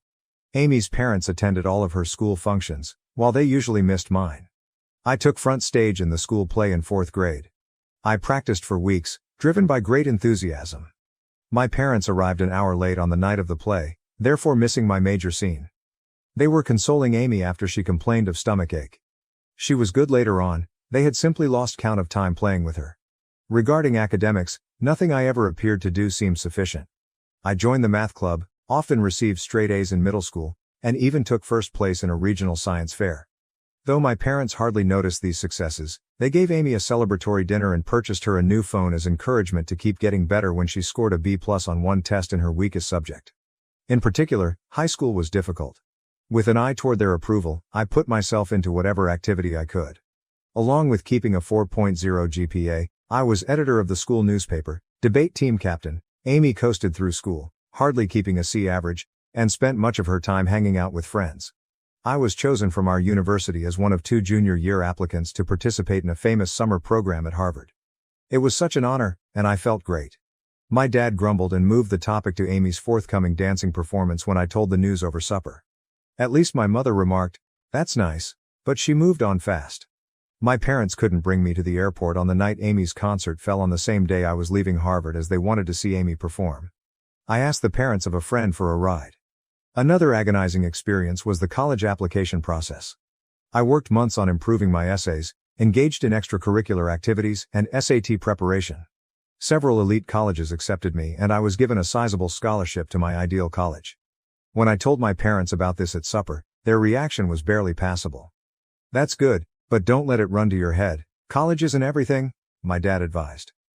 "Just remember about us when you're off becoming a big shot," my mother said. On the other hand, my parents were quite understanding when Amy barely passed high school and chose not to attend college. They admired her for knowing herself and for defying social expectations. Something they never done for me, they even paid for her a car as a graduation gift. Emotionally, this persistent favoritism suffered me greatly. Over my teens and early 20s, I battled anxiety and despair. Beginning therapy in college, I came to realize that my parents' actions were not my fault. Years of effort were needed to develop my self-esteem and learn to validate myself rather than depending on my parents' approval. My immediate family did not help me, yet I still managed to lead a decent life. By the time I finished from college with honors, I had a decent job in finance, and even purchased my own house by 27 years old. Though my parents aren't, I'm glad of what I've accomplished. Here then, is where the current drama begins. On Dad's side, my grandfather died not too long ago. He left a sizable estate and was a successful businessman who started from nothing. In his will, he split his possessions equally among his grandchildren, including me, Amy, and our cousins, as well as his children, Dad and his siblings. My portion of the bequest was significant, roughly $500,000. It would have let me invest in my future, pay off my education loans, and perhaps even launch my own company someday. This unanticipated windfall and the chances it could present made me happy. When the will was read, though, my parents clearly became agitated. Later, they drew me aside and said they felt it was unjust I received an equal portion. Amy, who lives in our parents' basement and works part-time at a coffee shop, said she needed the money more since she was suffering. Though stunned, I attempted to keep cool. I clarified that Grandpa made this decision. They had no say on how he decided. They insisted I should act morally and give Amy my fair part. They became enraged when I turned down and began guilt-tripping me, calling me unappreciative and selfish. Every incident my dad could recall where they had helped me came under discussion. Though I worked part-time to help with finances, he emphasized paying for my medically necessary braces, buying me school supplies, the bare minimum, and allowing me reside at home during college. He conveniently forgot about the car they bought Amy, the many shopping sprees, and the fact they still support her at 2025. The matter got rapidly more serious. Acting as the will's executor, my dad chose to handle things himself. Along with her own inheritance, he declared he would be interpretation Grandpa's intentions and give Amy my whole part. He said Grandpa would have wished if he had known our unique situation. I was broken. This was not only obviously illegal but also a terrible reminder of how little my parents thought of me. Pointing that Grandpa had always treated all his grandchildren equally and that he was aware of our circumstances, I tried to reason with them. Then my mother accused me of speaking ill of the deceased by implying Grandpa would have preferred anything else than what my dad was advocating. I mentioned certain memories of Grandpa pushing my academic and career goals, but my parents brushed off these as misinterpretation. They said Grandpa wanted to make sure Amy was taken care of and had privately voiced worry about her future. They had no response when I asked why he hadn't simply penned the will that way then. Amy, for her part, was awkward about the circumstances but did not voice criticism of our parents. She merely shrugged and said, "Mom and Dad know best." When I tried to chat to her alone, she obviously wasn't going to be much help. Feeling misled and wounded, I asked Grandpa's widow, my paternal grandma, for guidance. Hearing what was happening, she became enraged. She informed me that my parents had no authority to alter the will and that this was exactly not what Grandpa had planned. Grandma sent some material that clarifies the matter. Several years ago, apparently, my parents asked Grandpa to give everything to Amy in his will. Grandpa had steadfastly objected, saying he thought all of his grandchildren should be treated equally. He had even included a stipulation in his will declaring that anyone challenging the equitable distribution would lose their portion. Equipped with this knowledge, I challenged my parents. Grandma's disclosure of their earlier attempt to affect the will startled them. Saying they were only looking out Amy's future helped my dad try to defend it, but I could see the guilt on their faces. Grandmother acted right away. She got in touch with her will's other executors and attorney. She also got in touch with my dad's siblings, who shared her equally strong indignation at what he was attempting. Taken together, they stopped my dad's scheme and guaranteed that the will would be carried out as stated. Though they are unhappy with me, my parents were obliged to back off. They argued I should have handled this in-house instead of involving others and accused me of turning the family against me. My mother sobbed over how I had split the family and deceived them. I said I had never expected anything from them anyway, when my dad threatened to cut me out of their will totally. Now, should I accept the inheritance, they are threatening to break off all communication. My dad even went so far as to suggest that I would not be welcome in their house should I inherit it. In a particularly low blow, my mother remarked that my acceptance of the money reveals that I never truly loved them and was merely ready to profit from their passing. The matter splits the extended family. A few of my cousins are encouraging since they understand the long-standing favoritism and value me for advocating myself. Others believe I should have yielded in order to preserve peace since family harmony comes first over financial considerations. Although my dad's siblings are definitely on my side, this has strained their relationship as well as my parents. Amy finds herself enmeshed in all this. She confided in me privately that although she feels bad and didn't ask for this, she is not ready to challenge our parents. She's been trained her whole life to depend on them and seek their praise, hence I don't blame her totally. Still, a part of me longs she would help me just once. This circumstance has brought out a lot of past suffering and bitterness. I find myself remembering all the times I was passed over or discounted in favor of Amy, the birthday celebrations I missed, the school functions my parents missed, the successes that went unreported. This one occurrence seems to be bringing to a head a lifetime of unfairness. Though the whole affair has caused a great divide in the family, I am keeping my ground and want to take my inheritance as Grandpa meant. My parents hardly talk to me, and family get-togethers have grown awkward. I missed our monthly family meal last week for the first time ever since I could stand the cold shoulders and accusing glares. Though there is turmoil, a tiny bit of me feels empowered. I'm confronting the unfair treatment by my parents for the first time in my life. I'm declaring my value and refuse to be written off. It's both terrible and freeing at once. Though I think I'm in the right here, the family drama is draining me. Something I hadn't experienced since college, I have started having anxiety attacks once more. To assist handle all this stress, I'm thinking about returning to therapy. Am I the one who should have refused to comply with my parents' expectations and accepted my inheritance? Should I have simply handed Amy the money to maintain peace? Although I'm bored of being the family scapegoat, I also fear losing my family totally. Any guidance or viewpoint would be much valued. Update. Since my first post 6 months ago, a lot has happened. I want to thank everyone for their support and guidance. It truly kept me strong during trying circumstances. Let me start with the legal aspect of things. Many of you advised, and I did see my own attorney. He verified that I had every right to inherit and that what my dad attempted was in fact illegal. He helped me record everything and ready to act legally should needed. Fortunately, things did not transpire as such. Along with my dad's siblings, my grandma and her attorney worked out matters without involving court. I got my whole fortune and the will was carried out exactly as intended. Because of his will manipulation attempts, my dad was removed as an executor. This was a somewhat demanding process spanning several weeks. My parents threatened litigation, there were tense meetings and furious phone calls, but ultimately the law was unambiguous and they had to back off. Still ongoing though, the family fallout has been noteworthy. At first, my parents doubled down on their viewpoint. They charged me with being avaricious and neglectful of my sister. They also sought to mobilize other family members against me, disseminating allegations that I had somehow coerced Grandpa into giving me money. Luckily, most of the family saw through their trickery. About 1 month following the will's acceptance, there was one really unpleasant occurrence at a family gathering. When my parents showed there unannounced, my aunt was hosting and hadn't asked them to come, they started a scene. Starting to shout about how I had taken from Amy and corrupted Grandma against her, my dad became saying I had ruined all these wonderful memories. My mother flung an old photo album squarely at my feet. It was awkward and terrible. It took several relatives to cool things down and persuade my parents to leave. Bless her heart, my grandmother turned out to be my most powerful supporter over all of this. She related tales of how my grandfather had always been pleased of my achievements and how he especially wanted to make sure all his grandchildren had equal chances. She even said Grandpa had maintained a scrapbook of my accomplishments, newspaper clippings of academic honors, copies of my college acceptance letters, and even the program from that university play my parents had been late for. This insight was sad as well as wonderful. Grandma also volunteered to straighten the records with the wider family.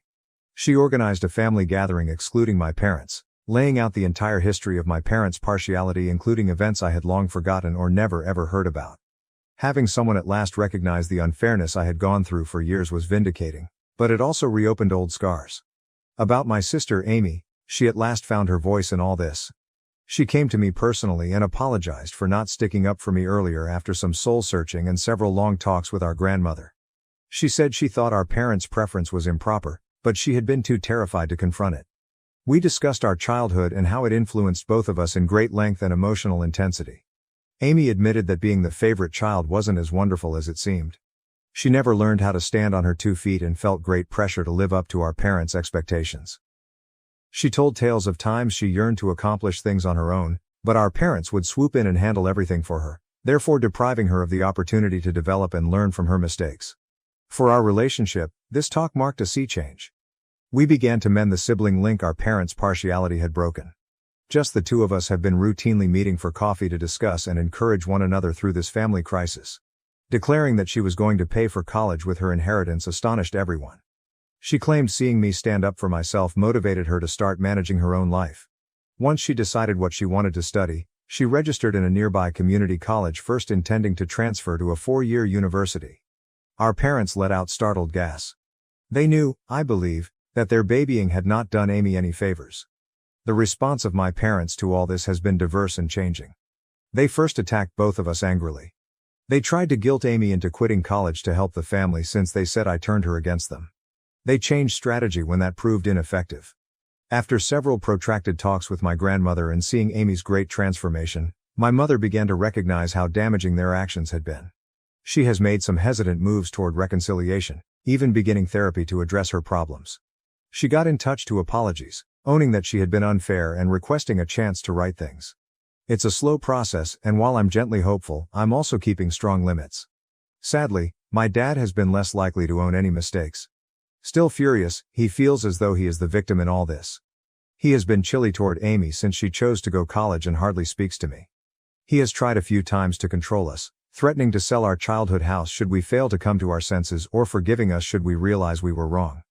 Although we are both standing strong, it hurts to see him distance both of his children like this. The dynamics among the extended family have changed dramatically. I now live closer to my dad's siblings, who have been quite helpful, and my grandmother. Having heard from my aunts and uncles about handling my dad's challenging conduct over the years, it has lessened my loneliness in this fight. Deeper bonds with some of my cousins who stood by me have also developed. Starting a monthly cousin meal allows us to all catch up free from the drama of the older generations. For myself, I have been making sensible use of my inheritance. Having paid off my college loans, I now feel an amazing degree of financial freedom. Working with a financial advisor, I have assembled a varied investment portfolio. I have also set aside some funds to maybe launch my own company some years forward. Opening a community center with reasonably priced mental health treatments and financial literacy seminars is something I'm investigating. But for me, buying therapy for myself and volunteering to do the same for Amy has been the most significant application of the money. Both of us are learning to set reasonable limits with our parents and are working on healing from our childhood events. Though it's a long road, I already feel as though I'm developing in knowledge and ability to overcome emotional neglect and long-term partiality. This whole process has brought some surprising good improvements into my life. I now know a great deal about establishing limits and defending myself. Though I know I did the right thing, it hasn't been easy and there are still difficult days. I feel good about myself for resisting guilt and pressure. Among the most unexpected results has been a change in my work path. Dealing with all this family conflict and undergoing therapy has helped me to see my own passion about supporting people who, dealing with all this family dysfunction, and doing therapy has helped me to see how driven I am about supporting others who have gone through same family dynamics. Currently thinking about returning to school to specialize in adult children of emotionally immature parents and work as a family therapist. I have also been helping youngsters from challenging family homes at a nearby youth facility. Being able to offer the kind of encouragement and support I wish I had had as a youngster is immensely satisfying. I'm even considering creating a scholarship fund for children from same circumstances using some of my inheritance. My contact with Amy has kept getting better. Once a month, we have a siblings' day when we do something entertaining, just the two of us. Our hiking and picnic last month was the most laid back and connected we had felt since we were small children. Without our parents' influence, we are gently reconstructing our connection on our own terms. Regarding my parents, things remain tricky. Our relationship has been trying to be rebuilt by my mom. She has been routinely attending therapy and has even begun to see some of the damage her favoritism brought about.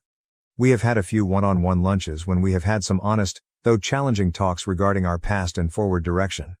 Though it's not flawless, improvement is evident. My dad still objects to change though. He still says he done nothing illegal and that Amy and I should be appreciative. He refuses to be in the same room with me, hence he missed several family functions. Though it hurts, I am trying to let go of my need to compel him to see things differently or control his reactions. For both Amy and me, Grandma now serves as a rock. She has been sharing additional tales about our grandfather and his pride of us for advocating for ourselves. She always supports justice and understanding, thus she has been a fantastic mediator in family problems. The whole process has imparted a lot of lessons about the actual meaning of family. I've come to see that occasionally the family you select might be more encouraging than the one you were raised in. Along with developing a close-knit circle of friends who have been quite helpful along this journey, I have grown closer to my aunts, uncles, and cousins who stood by me. Setting limits and practicing self-care have also become more crucial to me.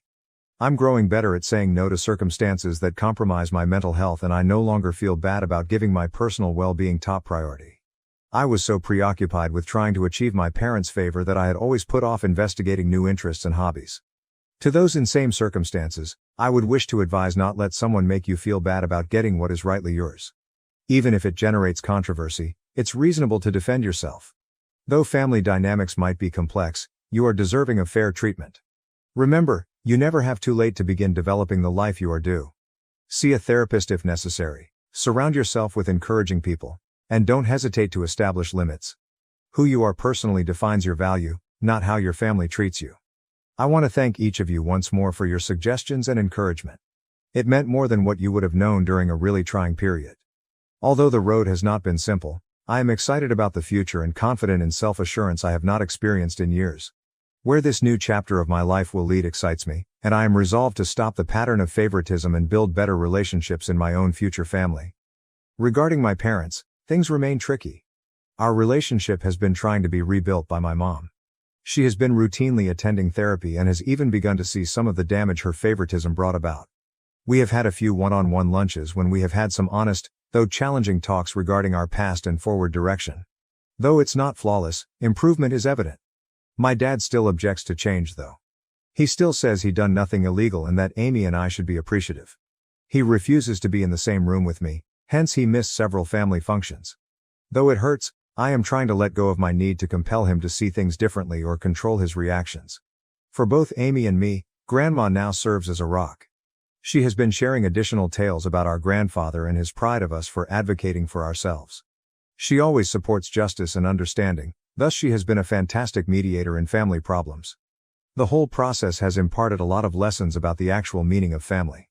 I've come to see that occasionally the family you select might be more encouraging than the one you were raised in. Along with developing a close-knit circle of friends who have been quite helpful along this journey, I have grown closer to my aunts, uncles, and cousins who stood by me. Setting limits and practicing self-care have also become more crucial to me. I'm growing better at saying no to circumstances that compromise my mental health, and I no longer feel bad about giving my personal well-being top priority. I was so preoccupied with trying to achieve my parents' favor that I had always put off investigating new interests and hobbies. To those in same circumstances, I would wish to advise not let someone make you feel bad about getting what is rightly yours. Even if it generates controversy, it's reasonable to defend yourself. Though family dynamics might be complex, you are deserving of fair treatment. Remember, you never have too late to begin developing the life you are due. See a therapist if necessary. Surround yourself with encouraging people. And don't hesitate to establish limits. Who you are personally defines your value, not how your family treats you. I want to thank each of you once more for your suggestions and encouragement. It meant more than what you would have known during a really trying period. Although the road has not been simple, I am excited about the future and confident in self-assurance I have not experienced in years. Where this new chapter of my life will lead excites me, and I am resolved to stop the pattern of favoritism and build better relationships in my own future family. 15 years as a stepmom never felt like family. Until my stepkids had children, and what happened next transformed our relationship completely. I'm Stacy, 42F, and I never anticipated I'd be in this situation. My husband Harry, 46, and I have been married for 15 years, but our journey began much earlier. We met in a local coffee shop, where I was working part-time while finishing off my social work degree. Harry was a regular client who usually ordered the same thing, a big black coffee and a blueberry muffin. He'd walked in with his twins, Lucas and Lydia, now 25, who were just 7 at the time. I recall when I first saw them. Harry appeared fatigued as he tried to manage 2 rambunctious children while balancing his briefcase and coffee. I offered to help them transport their snacks to a table. That tiny act of compassion started a conversation, and we became friends over the course of a few months. Harry revealed to me that he was a widower. His wife Anna died when the twins were just 3 years old. She was diagnosed with an aggressive form of breast cancer shortly after giving birth and died after receiving significant treatment. Harry was left to raise 2 toddlers alone while also working as a high school history teacher. As our friendship expanded, so did my feelings for the twins. They were adorable children, but I could see the pain and confusion in their eyes. Lucas was shy and reserved, constantly sticking to his father's side, whilst Lydia was more gregarious but prone to dramatic outbursts. I began to look forward to their visits, even on my days off. It took Harry about a year to ask me out on a proper date. We were both scared about dating again after losing his wife, and I was concerned about potentially disturbing the lives of 2 children who had already been through a lot. However, we decided to give it a try. Our bond developed slowly. We were careful not to rush anything, especially with the twins. I didn't see them as Dad's girlfriend until we'd been together for 6 months. Even then, we kept things casual by going to the park or watching movies at home. The first major challenge occurred when Harry asked me to move in with them after we'd been dating for 2 years. The twins were 9 years old at the time, and their opinions were varied. Lucas withdrew even farther, not speaking with me for weeks. Lydia, on the other hand, was thrilled at first but then began acting out, screaming tantrums and refusing to follow the rules. It was a hard moment. I was trying to find my position in this ready-made family while still honoring Anna's memory. Harry and I had numerous late-night conversations about how to address the matter. We even contemplated marital therapy to help us navigate this unfamiliar territory. Things gradually improved. I made an intentional effort to spend one-on-one time with each twin. I realized Lucas had a passion for making model airplanes, and we began working on projects together. I signed Lydia up for a pottery class, which became our Saturday morning tradition. When Harry proposed a year later, we sat down with the twins to discuss it before I responded. We wanted them to feel included in the decision-making process. It was not a simple chat. Lydia wondered if this indicated I was attempting to replace their mother. Lucas wondered if they'd have to call me Mom now. We informed them that I was not trying to replace Anna and that they could call me whatever they wanted. Finally, they granted their blessing, and we were married in a simple ceremony in our backyard. Our only attendants were the twins, Lucas as best man and Lydia as maid of honor. It wasn't ideal, but it was appropriate for our family. The years that followed were filled with both delight and challenges. We had our fair share of family trips, movie nights and holiday celebrations, but we also coped with the twins' adolescent rebellions, academic challenges and the constant grieving process as they got older and learned more about the mother they had lost. I did my best to be present for them without overstepping. I helped with their homework, went to their school events, and even learned how to make Anna's renowned chocolate chip cookies from an old recipe card. There were times when I felt like a member of the family, such as when Lydia asked me to help her shop for her first bra or Lucas confided in me about his first crush. But there were moments when I felt like an outsider. Every year on Anna's birthday, the 3 of them went to her grave, while I stayed at home. Family gatherings with Harry's parents frequently included reminiscing about Anna, and I felt embarrassed not knowing how to contribute. Despite these hurdles, we were able to build a nice friendship throughout the years. It wasn't ideal, but we made it work. I'd always hoped they'd regard me as more than just their father's wife, perhaps even as a parental figure, but I knew that might not happen. Fast forward to the present day, Lydia welcomed her first kid, a lovely baby girl, last month. She and her husband Jake, 26M, named her Annabelle. Lydia shared a touching post on social media about how they chose the name to honor her late mother, Anna, and Jake's grandmother, B. I was truly thrilled for them. I recall holding Lydia's hand through her wedding day nerves, and now she is a mother herself. But reading the comments made me feel a twinge of hurt. Friends and family commented on how lovely it was that they honored both grandmothers. It dawned on me then that, in their views, I was not regarded as a grandma at all. I did not want to cause a fuss. I didn't want to take away Lydia and Jake's special time. So I liked the post, made a congratulatory comment and tried to put my emotions aside. A week later, we had a family meal to commemorate the new arrival. Lucas was there with his wife, Emma, 24F, who is expecting their first kid in a couple of months. During dinner, Lucas casually remarked that they were thinking of naming their baby after Harry if it was a male or Emma's mom if it was a girl. I felt the usual agony again, but smiled and nodded in unison with everyone else. After dinner, while Harry and the kids were gushing over newborn Annabelle in the living room, I went out onto the porch for some fresh air. My sister, Jenny, 39F, was visiting and followed me out. Jenny and I have always been close, and she has been my confidant throughout this process of becoming a stepmother. She sensed something was wrong, and after some probing, I confided in her. I told her how I felt left out, how even after 15 years, I felt like an outsider in my own family. I said that while I realized it was ridiculous to be offended over baby names, it further reinforced the reality that the twins would never genuinely see me as family. What I didn't realize was that Harry had come looking for me and overheard some of our talk. He waited until Jenny walked inside before confronting me. He was furious that I hadn't told him about my feelings, arguing that as my husband and the twins' father, he should have been the first to know. I attempted to explain that I didn't want to burden him or cause problems for him and the kids. I realized there was nothing I could do because sentiments and relationships cannot be forced, but Harry insisted on talking to the twins about including me more. I begged him not to, knowing it would only make things awkward and perhaps harm the bond we already have. Harry accused me of concealing secrets and claimed he had the right to know what was going on in his family. We ended up having a heated disagreement, with him accusing me of being selfish for not confiding in him, and me believing he was entirely missing the issue. Things have been tight at home. Harry is still furious that I spoke with Jenny instead of him, and I'm frustrated that he doesn't understand why I kept it to myself. I'm dreading having the twins over for a family cookout this weekend. I'm not sure how to act around them now, knowing Harry might say something. Is it wrong for me not to tell my husband about my feelings? Should I have confided in him despite knowing he'd try to fix things? I am at a loss on what to do next. Update 1. It's been nearly a month since my previous post, and a lot has happened.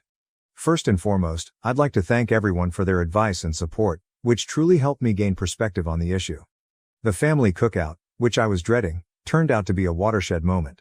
Despite my pleas, Harry decided to speak with the twins about including me more. As I had expected, things did not start off well. The day began innocently enough. Harry was at the grill. I was putting together the picnic table, and the twins came with their spouses and baby Annabelle. There was the normal gushing over the baby and catching up on recent happenings, but I could sense Harry was nervous, and I readied myself for what I knew would happen. After we'd finished eating, Harry cleared his throat and announced that we needed to have a family conversation. Lucas and Lydia exchanged perplexed looks. Harry began by expressing his pride in the family we had formed together over the last 15 years. Then he delivered the bombshell. He informed the twins that I felt left out and hurt, particularly because I was not considered Annabelle's grandmother. The twins were noticeably shocked. Lydia, still battling with postpartum hormones, burst into sobs. She claimed she never intended to hurt me and had never considered it that way. Lucas, the more restrained one, simply looked uncomfortable and muttered something about wanting to check on Emma. I felt humiliated. This was precisely why I hadn't wanted to say anything.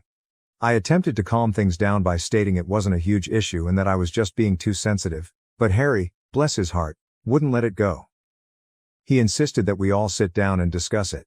The conversation that followed was passionate and emotional, lasting several hours. We discussed the past 15 years, both the good and the bad. The twins talked about their devotion to their mother's memories and their early resentment of me. Lucas said that when I first came in, he was concerned I was attempting to replace his mother. He admitted that he used to hide the few images they had of Anna, afraid I would get rid of them. It crushed my heart to hear this, because I had always tried to cherish Anna's memory.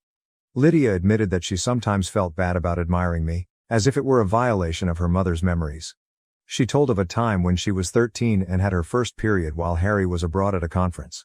She expressed her gratitude that I was there to assist her, but she also felt bad that her mother was not present to enjoy that moment with her. I confessed my personal insecurities and my ongoing struggle to find my position within the family. I told them about the times I'd stayed up late to help with school projects, the soccer games and dancing recitals I'd attended, and how pleased I was of each accomplishment. But I also admitted to feeling hurt when I was presented as Dad's wife, rather than as a parental figure. To my amazement, Lucas and Lydia had no idea how I felt.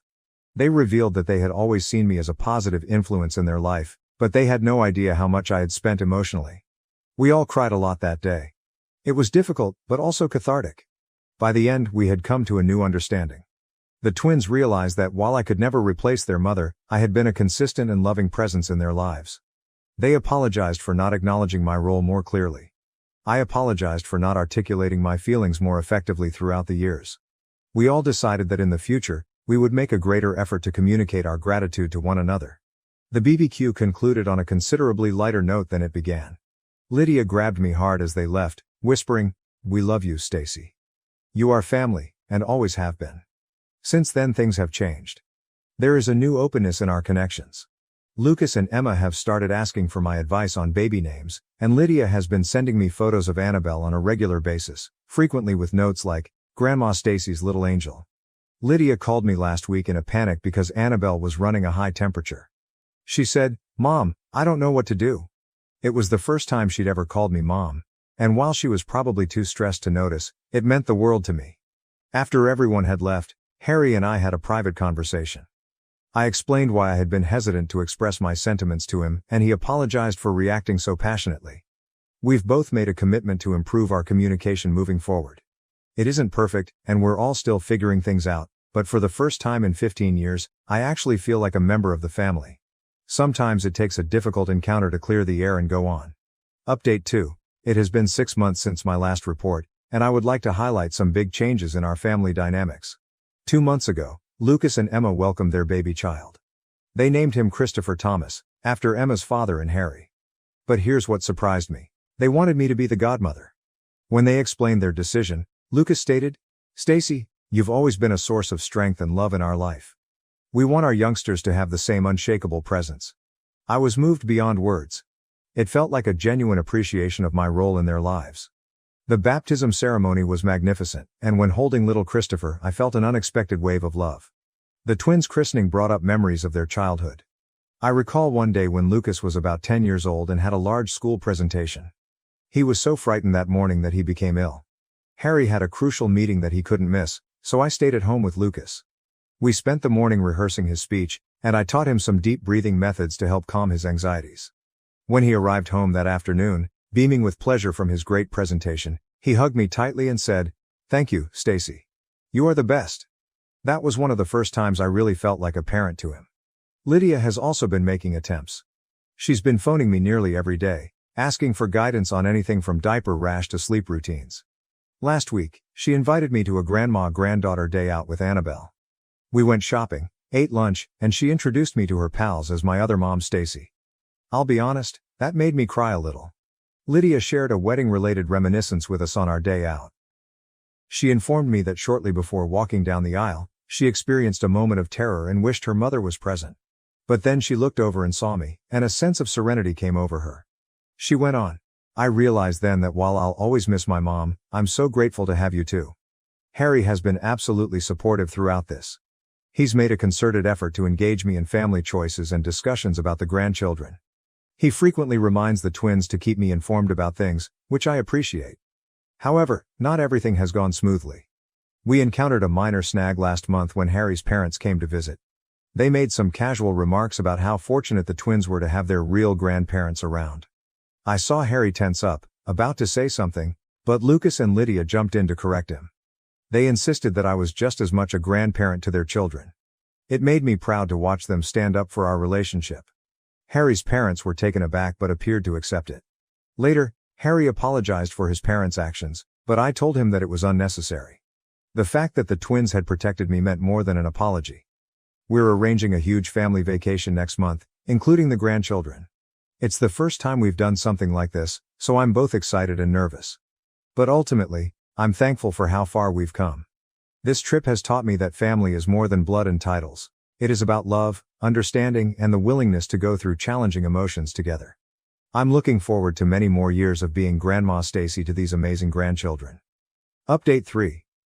It's been a year since my first post, and I'd want to provide a last update on our family's journey. The family vacation I mentioned in my last update was a watershed moment for us. We leased a beach home for 2 weeks, and it was the first time we'd been together for an extended amount of time since the twins left for college. Spending time together strengthened our ties. Of course, there were tense moments. Living in close quarters with in-laws and tiny children isn't easy. We had a few disagreements about who was responsible for babysitting and who was in charge of cooking dinner. But there were also numerous instances of delight and laughing. One day, we went to the beach together. Watching Harry and Christopher construct sandcastles while Lydia and I took turns dipping Annabelle's toes in the surf gave me a sense of contentment I hadn't felt before. That evening, as we gathered around a bonfire roasting marshmallows and telling stories, Lydia stepped up and announced that she and Jake are expecting their second child in around 7 months. Then she smiled at me and said, "Stacy, if it's a girl, we'd like to name her after you, Stacy Anna, to honor both the amazing women who have been mothers to me." I was speechless. Harry squeezed my hand and I could tell he was also in tears. Lucas added that if they have a girl next, they would like to do the same. It was an experience I will never forget. The remainder of the holiday was spent talking excitedly about the new baby and remembering the twins' childhood. One evening, Lucas took out an old photo album he had brought with him. As we glanced through it, we noticed a photo from their high school graduation. In it I stood between Lucas and Lydia, all of us smiling at the camera. Lucas pointed to it and remarked, "You know, Stacy, I remember this day vividly. I was quite apprehensive about my speech, and you spent the entire morning helping me practice. I could not have done it without you." Since returning from vacation, our relationships have only gotten stronger. The twins frequently joke about their children having 3 sets of grandparents. Harry's parents, their in-laws, and ourselves. They ensure that we are all equally involved in our grandchildren's lives. Last month, when Christopher took his first steps, Lucas made sure to FaceTime us so we could see it live. Lydia contacted me in tears last week because Annabelle had said her first word, Nana, as she calls me. Throughout all of this, Harry and I have become closer. He has told me several times that he is proud of how I have handled everything and that he is grateful for the love I have offered his children throughout the years. He surprised me the other day by pulling up our old wedding video. We spent the evening viewing it, laughing at how young we all looked and reflecting on how far we'd come. Last week was our 16th wedding anniversary. The twins surprised us with a family photo shoot featuring all 4 grandparents, themselves, their spouses, and the grandchildren. When we received the images, one stuck out. It was a picture of myself with Lucas, Lydia, and the grandchildren, all of us laughing at something off camera. Looking at it, you'd never guess I wasn't their biological mother. Lydia had it framed and gave it to me with the following note. "To the woman who chose to love us, thank you for being our bonus mom. We love you." As I sit here writing this, with the photo on my desk, I am overwhelmed with thankfulness. This path has not been simple, but it has been extremely rewarding. To anyone dealing in a mixed family scenario, I encourage them to keep loving, trying and talking. It may take some time, but it is worth it. Our family is not perfect, but it is our own. We still have disputes and misunderstandings, but we approach them with open hearts and honest communication. The road ahead isn't always apparent, but I'm interested to see where it takes us. As for me, I'm excited to meet baby Stacy Anna in a few months and continue to make memories with this beautiful family that I'm so privileged to be a part of. My mom favored my sister and ignored me. In the end, my perfect sister ran off with mom's money, leaving her devastated. I was 23 years old and lived at home with my mom, 52 years old, and older sister, 26 years old. This manner of life persisted after my dad's death 5 years ago. Emma, my sister, was mom's favorite from the beginning. Anyone who spent even 5 minutes with our family could see this. It wasn't just me. When she was a kid, Emma was the center of attention and the recipient of all the newest fashions and technology. Even though mom never missed an Emma school function, she would make up an excuse like, "I'm too tired," or "I have to work late," whenever I asked her to attend my own. Eventually, I grew accustomed to the pain. There was little change as we aged. While Emma attended a prominent university to get a law degree, I got my associate's degree in graphic design from a small college. Emma was the object of mom's incessant boasting. "My Emma is going to be a big-shot lawyer one day," she would proudly proclaim. All the while, people either didn't care or were downright disappointed by my chosen work path. However, the true problem wasn't merely favoritism, it was the unequal allocation of domestic duties. I was supposed to handle all the housework since Emma was supposed to be studying. When I say all, I really do mean it. I would begin my day at 6 o'clock every morning. Making breakfast would be my first order of business. Emma favored a vegetable omelet accompanied by a serving of fruit, while mom liked her eggs cooked to perfection with toast and no crust. In my regular state, I would hastily seize a granola bar for my own consumption. Before going out to my part-time job at a nearby coffee shop, I would tidy up the kitchen, wash the dishes and begin a load of laundry after breakfast. Despite mom's lack of request, I worked there to help out around the house and save up for my own place. I would do everything from dusting to mopping, vacuuming, and everything in between as soon as I got home in the afternoon. Meal planning and grocery buying were also my responsibilities.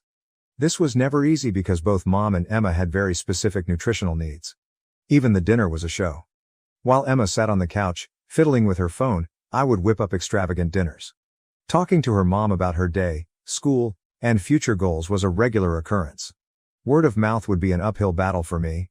Guess who had to do the dishes after supper? I am, once again. Mom would give me a disapproving look and say things like, "Your sister needs to focus on her studies," whenever I ventured to complain or ask for assistance. One day, she will have a prosperous life and be able to provide for all of us. Assisting around the house would be the bare minimum you can do. Emotionally and physically, it was draining. While Emma was free to unwind and have fun, I felt like a housekeeper in my own house, rushing around all the time. Worst part was that Mom was completely unconcerned with my attempts. From that point on, it was Emma this, and Emma that. Things reached a boiling point on a certain day. I was hoping to reconnect with some college pals that day, because it was a Saturday. Our design class was going to have us work on a collaborative project. The opportunity to leave the house and engage in social interaction that did not include serving coffee or doing chores was more than enough to make me look forward to it all week, and not only because of the project. As is my habit, I got up bright and early to finish my errands before I left. My mom walked into the kitchen just as I was preparing breakfast. "Oh great, you're awake," she remarked. "Today, I'm counting on you to give the living room a good scrub. We need to scrub the carpet and remove and wash the curtains." My chest ached. "But Mom," I said, "today I am scheduled to... Remember when I told you about our group project?" Mom scowled. "You can reschedule, right? Do not overlook this. Next week we have company coming over, and I would like the house to be spotless." In an effort to maintain composure, I inhaled deeply. "We will have to reschedule. This has been in the works for weeks. Perhaps Emma could pitch in and clean a little." It was almost 10 in the morning when Emma, seemingly at a whim, strolled into the kitchen still dressed in her pajamas. "Morning," she said with a yawn as she reached for a muffin from the platter I had just placed. Turning to Emma, Mom's expression softened. "Hello there, darling. Had a good night's sleep? Rest assured, there will be an online study group meeting later on." With a muffin still in her mouth, Emma nodded. Mom redirected her gaze to me, her face becoming even more stern. "Your sister needs to get some serious schoolwork done. No one should expect her to clean. Her education is of the utmost importance to you." Something inside of me snapped. Every bit of pent-up resentment, animosity, and pain finally burst forth.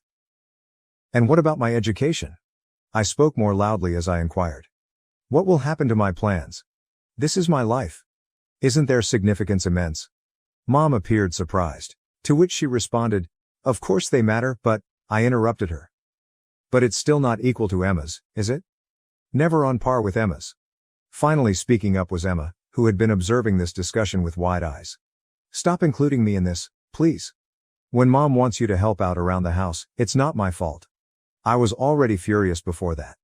"Although you have never once offered to lend a hand, please don't take this personally. Sit back and enjoy the ride." Mom made an effort to step in. "Now let's all calm down, there's no need to..." Still, I was feeling very well at the moment. I was helpless as years of suppressed feelings finally broke out.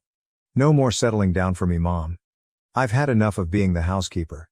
Treating me like Emma is beneath me and I'm sick of it. Everything, including the partiality and unreasonable expectations, has had enough of me." I looked across at Emma. "Why does Mom never ask you to help out with housework?" Her reasoning is that she believes you have great potential to become wealthy and provide for her in the years to come. It's quite the burden, isn't it? But well, at least I'm doing all the work, so you can relax. Redness spread across Emma's face. "You can't be fair. My education are a top priority for me." "And I don't?" My response was a rapid one. "In addition to schooling and taking care of the house, I'm working part-time. When will it be safe to think about the future?" Again, Mom attempted to intervene. "You are aware, my darling, that we value all that you do? The difference is that Emma's chosen profession will, in the end, pay off more handsomely." A slap in the face was the feeling I got from such remarks. "Is that all? Is the amount of money I could make in the future the only thing that matters to this family?" Mom swiftly reversed her course. "No, it is not my intention. Compared to what you're studying, a job in law offers more stability." "Coloring and design, Mom. One of my majors is graphic design. Is it so important that you've taken the time to research my life goals and aspirations?" I knew exactly what to do based on Mom's expression. She was unconcerned. Without ever truly comprehending it, she had dismissed my career path. I pushed back the tears that threatened to well up in my eyes. At this very moment, I would not weep. What do you think? That's it. Today I will not be cleaning the living room. I intend to get down with my pals and get some stuff done on my project. Plus, I'm leaving the house until we have a serious talk about how things work here when I return. I then snatched my suitcase and bolted from the kitchen, leaving Mom and Emma standing there in disbelief. A strange feeling of relief mingled with fury and hurt as I banged the front door shut behind me. I had finally spoken out for myself after what felt like an eternity. The remainder of the day slipped my mind. In an effort to forget about the argument from earlier, I got together with my pals and dove headfirst into our project. The day progressed though, and uncertainties began to arise. Did I react too strongly? Had I been self-centered? Perhaps I should have simply rearranged my plans and cleaned up as Mom requested. Note, I got back to my house that night, emotionally and intellectually drained by the day's events, but still intent on keeping my word and having that serious talk. But the tension was palpable the moment I stepped through the door. When I walked into the living room, neither Mom nor Emma gave me a second look. With some hesitation, I spoke up and asked, "Hey, can we talk?" No sound. Both of them peered intently at the television, but it was clear that neither of them was paying attention. I gathered my courage, inhaled deeply, and chose to go ahead anyhow. "Listen, I get that you had a long morning, but I feel like we have to talk about this. Emma, all I'm asking is that you pitch in a bit more with the housework. I would feel more comfortable if we were treated fairly." Mom finally turned to look at me, her face showing no emotion. "I think you've said quite enough already," Emma interjected, her tone betraying her contempt. "Indeed, your voice was clearly audible to us earlier today. You're envious of my future prospects and me. How egocentric are you?" I was hit square in the stomach. Is it egocentric? Asking for aid isn't selfish in any way. Grandma scowled. "It's like you're breaking the silence in this house. Her education should be Emma's top priority. You're simply envious because you're aware that your small pastime won't be very successful." Hobby. I said it again, my jaw dropping. "Graphic design is a real career, Mom, if you'd ever bothered to learn about it." "Enough," Mom interrupted me. "I won't have you disrespecting us like this in our own home." Abashed, I remained still. It had been my sincere wish that they would have considered my words and come to terms with how unfair things had been. Nevertheless, they redoubled their efforts. "Our very own home," I murmured again. "I see. I suppose it's no longer my home." I retreated to my room after saying nothing further. I returned outside after stowing a few articles of clothing and necessities in a bag and retrieving my laptop. Mom and Emma continued to stare fixedly at me from the living room. "I'll be at Sarah's," I texted, mentioning my college best buddy. "I'll come back for the rest of my stuff later." Relieved and heartbroken all at once, I slammed the door behind me. Unfortunately, I needed some breathing room to figure out what to do next, so I resorted to this temporary measure. Unlike at Sarah's, I wouldn't be made to feel like an inferior or treated like a maid. I have no idea what the future holds, but I am certain that I'm entitled to better than this. I should begin to believe that now. Update. I must admit, leaving my family home has been an eye-opening experience. It has been approximately 3 months since I made the move.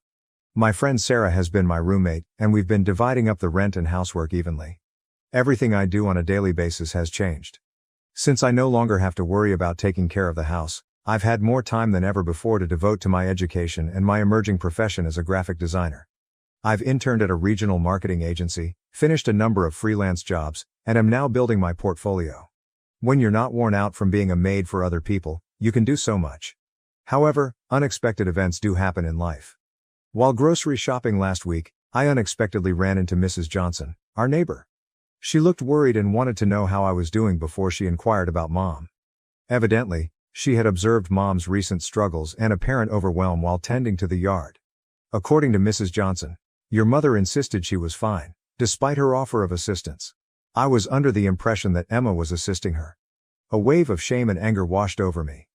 Obviously Emma was making everything worse. Since when would she begin?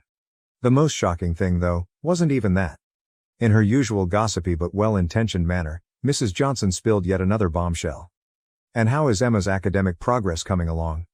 I pray that the incident involving Professor Andrews has not had a significant impact on her." Mrs. Johnson's eyes expanded, so I must have appeared perplexed. "Oh no, I guess you were aware. Professor Andrews and Emma have been spotted all over town together quite a bit. There has been discussion. Feeling disoriented, I thanked Mrs. Johnson and limped out of the store.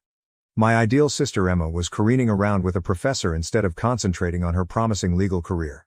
The neighbors even took note and started chatting about it. So it must have been really major. I was unhappy most of the time, but there was a twisted satisfaction in there somehow. The golden child wasn't all that golden after all. It broke my heart to see Mom trying to get everything done that I used to do on her alone. Tragic for Emma, who put her career in jeopardy for a professor's romance. I felt terrible for our family since it appeared like everything was coming to a crumbling end without me. Given this data, I am unsure of my next steps. While a part of me longs to make amends and reach out, another part recalls the pain and years of inferiority and questions whether it's worthwhile. My personal development and recovery are my current priorities. Self-worth and my chosen profession are becoming more apparent to me. A life where my worth is recognized and my efforts are valued is something I'm working toward. Perhaps Mom and Emma will come to terms with what they've lost in due time. Perhaps they will not. I used to try so hard to win their favor, but now that I'm on my own, I recognize that it was a mistake. The circle of life always seems to close, doesn't it? When I finally felt like I had things under control 6 months later, life decided to throw me another curveball. My phone rang on a peaceful Sunday night while I worked on a freelancing assignment. Yeah, Mom. Since my departure, we hadn't had many conversations, so I was hesitant to respond. My mother's inconsolable wailing greeted me when I took up the phone. Mom, what's wrong? My pulse pounding, I inquired. She choked out, Emma's gone, as she sobbed. She took the most of my savings when she ran off with a boy from her university. The sensation was as if someone had doused me with icy water. Hearing that Emma had done something so careless and damaging was upsetting since, despite everything, she was still my sister. I'm coming over, I announced, hastily retrieving my keys. My heart nearly burst at the sight of my childhood house when I arrived. Compared to the spotless home Mom had usually kept, the house was in utter disarray. Even though it had just been a few months, Mom appeared to have aged significantly. She started crying again the second she laid eyes on me. I couldn't make sense of the conflicting feelings coursing through me as I comforted her while she sobbed. Mom gave me a glance with crimson-rimmed eyes once she cooled down. I've been so foolish, she whispered. The last several months have really enlightened me. I was completely mistaken on a lot of things, including you and Emma. She grasped both of my hands. Even though you were the reliable one who I could always rely on, I failed to recognize your worth and instead treated you like a commodity. My deepest apologies, my love. My own eyes started to brim up with tears. I never imagined I would get this kind of recognition, yet here it was. I want you, even though I know I don't deserve it, Mom went on to say. Are you thinking about returning home? Trust me when I say things are going to change. Looking at Mom, vulnerable and sincerely sorry, made me realize I couldn't turn my back on her, no matter how much I wanted to deny in order to shield myself from more harm.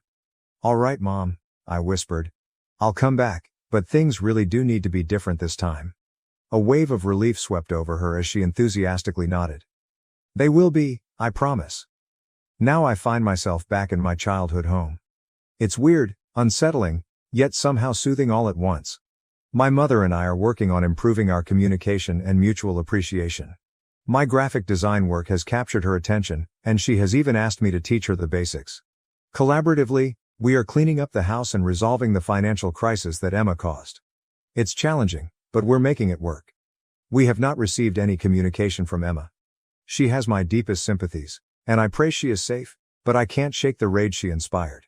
Thanks to Mom's understanding, I'm able to keep up with my internship and freelancing job. Finding that sweet spot is going to take some time, but we're getting there. What is ahead is completely unknown to me.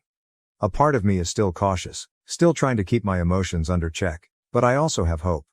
Perhaps this is the opportunity for a new beginning that our family has been seeking. For the time being, it suffices. It's not the happily ever after I had envisioned, but it is real. After my sister stole from me, my mother wants to defend her by sending me to military school.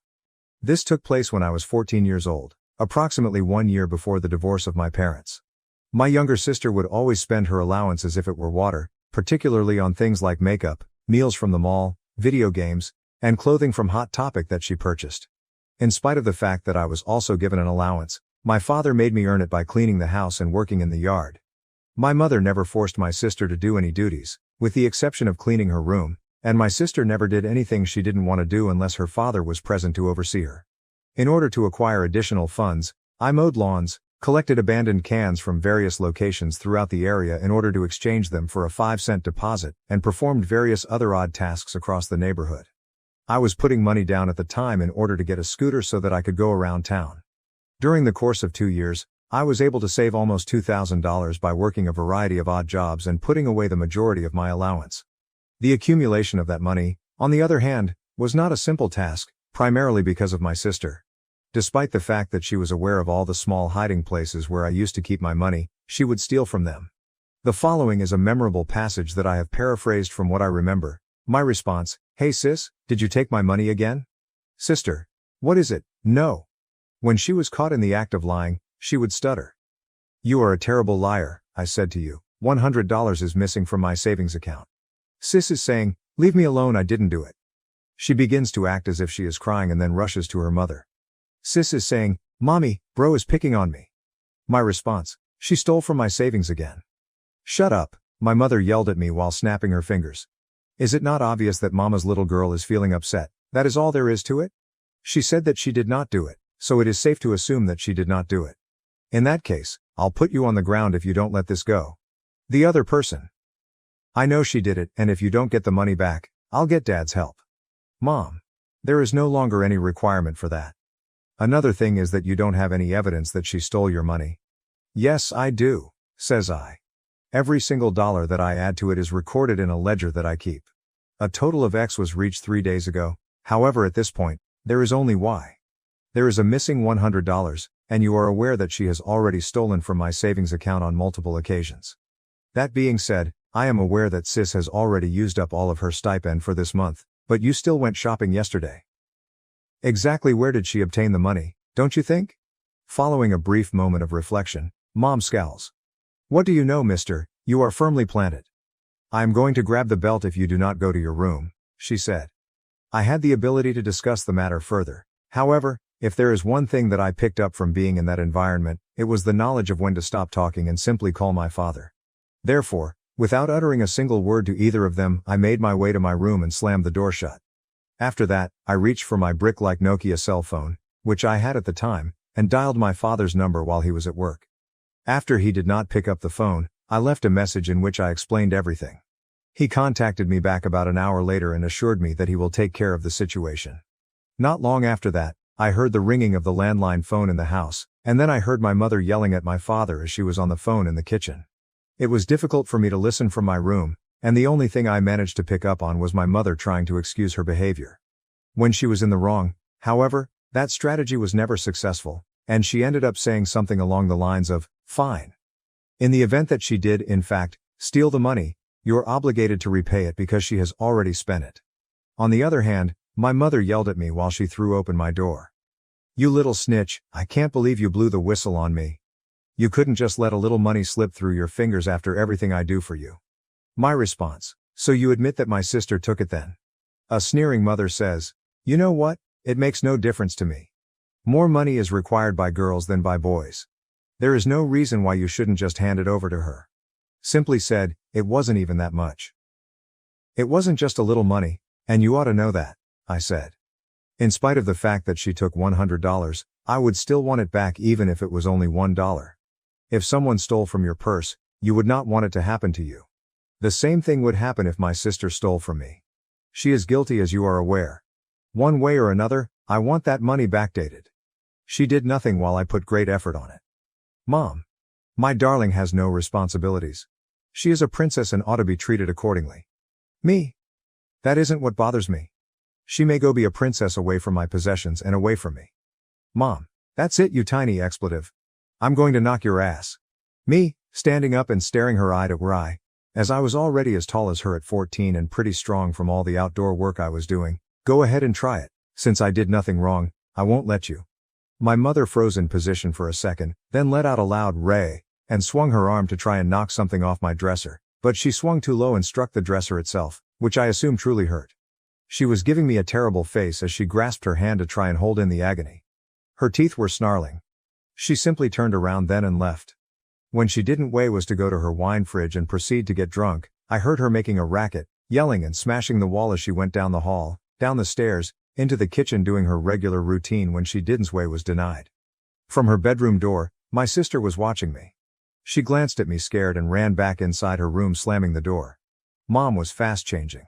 She was her ace in the hole for getting away with the horrors she did to me. My dad came home from work a few hours later and marched my sister into my room to see me. She admitted to pilfering from me, then informed me I was not grounded. Sis refused to even look at me the entire time she was being ordered to apologize, and she did so in the most quiet and squeaky voice at first, until my dad regularly told her to speak up till she was almost screaming it. Dad then handed me a $100 cash to cover what my sister stole and mentioned she was grounded for a week. The pilfered money will show up from her stipend. She began crying and called Dad horrible, then dashed to her room. Ignoring all of us, my mother merely sat on the rear patio intoxicated on her preferred wine. She never apologized to me and even behaved as though the whole incident never took place. My sister still received her next allowance as well, but at that time my mother gave it to her rather than my dad. On my dad's day off from work a few days later, we visited a nearby retailer where he purchased a combination safe to deposit my money and other little items in. We omitted telling my mother or sister I had it. It was set for a 4-digit code. To the best of memory, I used 4,962 back then. After locking the safe and emptying all of my money into it, I stored it at the rear of my closet. A few weeks passed, and one day after returning from mowing some neighbors, I discovered my room had been rifled. To let her know what sis did to my room, I gave my mother a call. Mom said, "My baby didn't do this." "Well then, did you?" I said. "Mom, no." "Me? Well, it could only have been one of you. No one else was here and this room was clean when I left."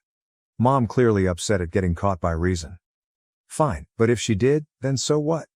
You had it coming from not being kinder to her anyhow." She then turned to dash off. I phoned my dad once more and left another note explaining what transpired on his work answering machine. I then went to tell my sister I knew she was the one who tore apart my room. I said she couldn't get to my money anymore since I had locked it up in a safe before she could even try to respond to me. She then had an awful fit and naturally, nasty mama bear came running to save her. My sister kept wailing in her room for the next 20 minutes while I reiterated that sis couldn't get at my money anymore and returned to clean her room. Only thrown and spread around, nothing was truly missing or ruined. I gathered everything and restored it exactly how it was. Still, it was the most arrogant I had ever felt as I cleaned my room. The next day though, I discovered it ripped once more, and this time my window was damaged too. Not able to get the safe open, sis had thrown it out the window.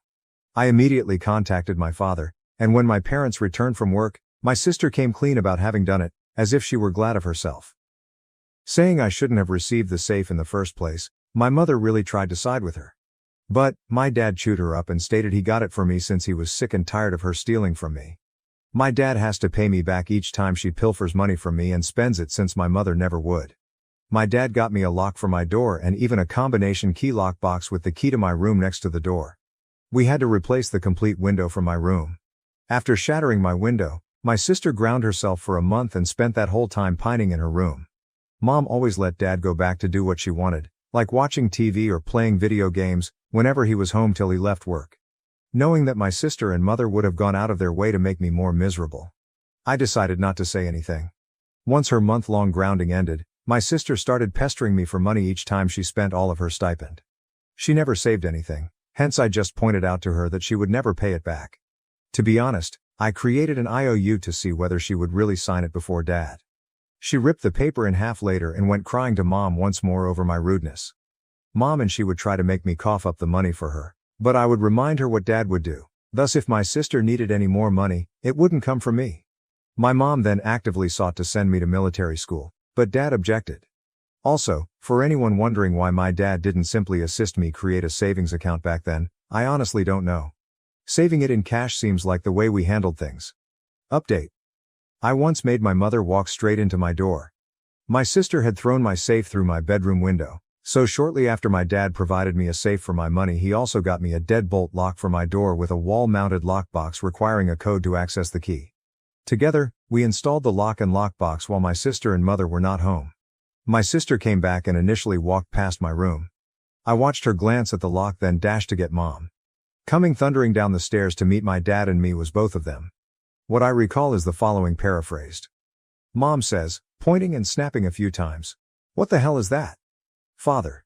"A door lock." Mom, I know what the expletive thing is. Why is it in there? Dad. Because you never see fit to reprimand or stop our daughter from taking from Kegel or ransking his room. The lock stays so going forward. Mom. This is my house and he is just 14. His door cannot have a lock. Dad said, no, this is our house. Last I checked though, I paid most of the expenses including the mortgage. You seldom pay anything, and I'm tired of you giving our daughter such preference that Kegel suffers constantly. Mom says, well then, I demand you tell me the code for the lockbox at least. Deadpan staring Dad. I'm not doing that because you've shown I can't trust you anymore. Mom then blasted her top and rushed down the steps. My sister merely stood there pouting and then made slow walk into her room. With the new lock, things were good. It became second nature to me to lock it each time I left my bedroom. Many times when I entered the code to obtain the key, I spotted my sister and mother staring at me, but I always made sure to conceal their line of sight using my hand or body. Though they hated that, there was nothing they could do about it. One day late in the month, my sister came begging me for $40 to get a video game she absolutely desired. Me. Why do you keep asking for money when you and I both know you'll never pay it back? Sis. I swear, I'll pay it back. Me. You won't? You know you would much prefer spend all of your allowance than pay me back. You spend everything you have then some each month. That's what you do always. Sis. No, I do not. Well then, how about we test that? I ask. Always have a witness for contracts, folks. I then went into my room, acquired a piece of paper and a pen, handwrote an IOU contract stating Sis would pay me back the $40 upon receiving her monthly stipend, and Dad would co-sign the IOU. After reading the paper, S began sniffling. She ripped it in half and then ran screaming to Mom once more, like she did every single time her way was denied. Mom. Sis, bowing. Sobbing. Mom, what is it, darling small prince? What then did Kegel do? Me. I asked her to sign an IOU fronting Dad as she wanted to borrow money. She then started to freckle. Mom. And why would you pursue that? She merely sought a small loan. Me. Would you sign the IOU also to make sure she pays the money back? Mom says, you little expletive. I am not required to sign anything, now only loan her the money. Me, not without a signed IOU. Mom stood up, arm out as if about to strike me, then pulled back. Mom, you have to have a paper trail for everything. You're just like your father. I'd say it's a good thing I'm just like Dad because it's far better than being just like Sis is, because you never do anything good. Me, beginning to stroll up the stairs to my room at this point. Mom asked, what was that, you little expletive? Just as I entered my bedroom and locked the door, she started hurrying up the stairs. Back then, my mother used to yell at me by throwing open my bedroom door. She opened the in one sweeping stroke, lunging her body forward, but at this point I had only had the lock on my door for a brief while, so she wasn't used to it yet. She tried to throw open my door and smashed rather loudly directly into the deadbolt after I shut it. Then I heard her slump to the ground and begin to produce agonizing cries. She had very hard banged her body and face against the door. Her lip was plump and her forehead developed a bump from this old-fashioned solid wood door. She was spread out on the floor pounding her fists when I opened the door. Mom exclaimed, you did this to me, you little expletive. Me? You did it to yourself. Mom, you are anchored. Get away from my sight. I then called Dad and he simply grumbled over the phone over the entire matter. He stated I wasn't grounded, but I was still in huge trouble for goading her and to let him handle her when he got home. That was about it. Dad gave me a harsh lecture at the end, coupled with extra housework and a cut in my stipend that month. Every time Sis begged for money following that day, I asked her to sign an IOU. She truly did object to that. Update 2. It blew up in her face when my mother tried to have me sent to military school and produced my dad's signature. When I stood up to my mother when she threatened to spank me, she seemed to get more cautious that if she tried to harm me it would end very poorly for her. The final time. She mainly yelled at me. She never laid a finger on me ever more until years later, when she wanted my house. I gave it no thought and carried on with my regular schedule of classes and odd work. Right around my 15th birthday, my dad gave me an engine kit for my bike to get around town. I would be better off saving for a car than a scooter, he advised, and this would help now. I stayed saving for a car and finally agreed with his reasoning. A few days later, though, I came over a military academy leaflet while clearing grass off the rear patio after mowing the yard. It was on the floor under a chair close to where my mother preferred to sit and sip wine. I waited until my dad arrived home to show him what I had discovered. I felt she was planning some sort of mad scheme. He went to see my mom with the booklet and asked her about it since he was somewhat irate but didn't jump to judgments. Dad said, "Honey, what's this?" Mom becomes white upon seeing the leaflet. "Nothing. I had never seen it before." Dad, "Exactly? You know I wouldn't let you send Kegel to military school if you intended to try to send him." Mom broke her front at that and exclaimed, "He has to learn some discipline. He locks his door often, hence I am unable to even spank him anymore as he is too big. This is the only means I have left to chastise him for being a disobedient brat." Dad, "Kegel stood up to you for your silly favoritism and did nothing wrong. Given you in the way you treat her and let her get away with stealing from her brother, our daughter is the brat if anything. And as far as I'm concerned, this conversation about sending Kegel to military school is closed. Should you try to send him, then help me, I will bring the hammer down on you whatever method I can." Mom, "Well, I guess this entire family is just going to take away what little power I have left in this house then. Should I have nothing, I could as well be nothing." Dad, "You and I both know you would much choose Keel over being nothing. Cut back on your theatrical behavior. Now a guy with his own money, Kegel is growing up." Mom left the room angrily then. Before school, the next morning, I watched her desperately attempting to fit something into the kitchen garbage can. I dug out what she was trying to hide while waiting for her to head out for work. She filled out the military school application totally in her hand. On it, both parents or legal guardians had to sign. The paper included 2 signatures. I understood Mom's, but the other seemed to be a poor attempt to copy Dad's. His sleek and sophisticated signature was something he took great satisfaction in.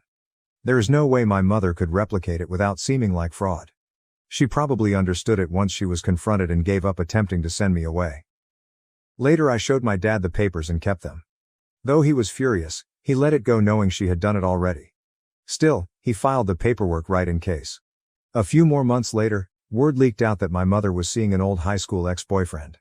My dad filed for divorce. That was his last straw. Months later, after he acquired another house, I moved in with him. Pulling out the military school records my mom had created with his signature, he accelerated the divorce rather fast. And it wasn't only that, he also had evidence she created his signature on at least one credit card application and one other thing I don't remember, which made Mom worry about being arrested for fraud. She agreed to most of his requirements, so they proceeded really quickly through court. Dad didn't want the house, so Mom bought it. Nevertheless, she also insisted on alimony and child support since my sister, predictably, decided to remain living with her.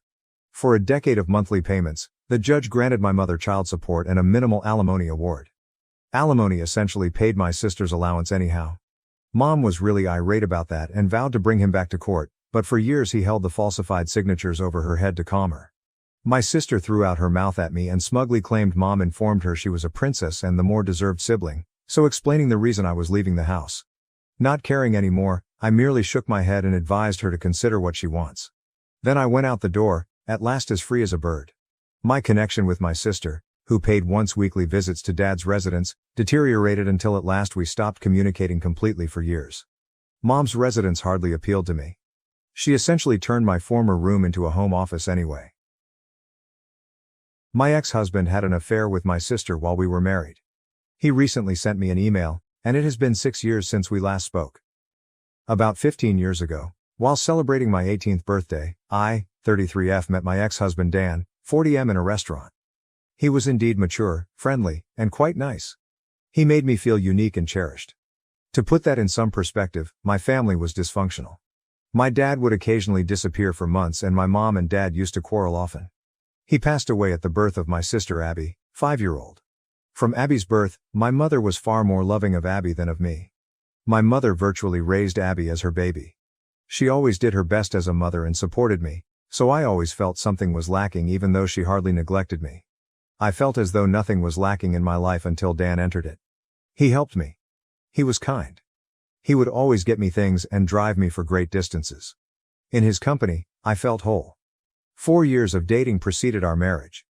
Though Dan advised me to get my master's degree and supported me in developing my profession, I wanted a family immediately away. Before we began considering having children seriously, he wanted us to be in a steady financial posture. The best man I could have asked for.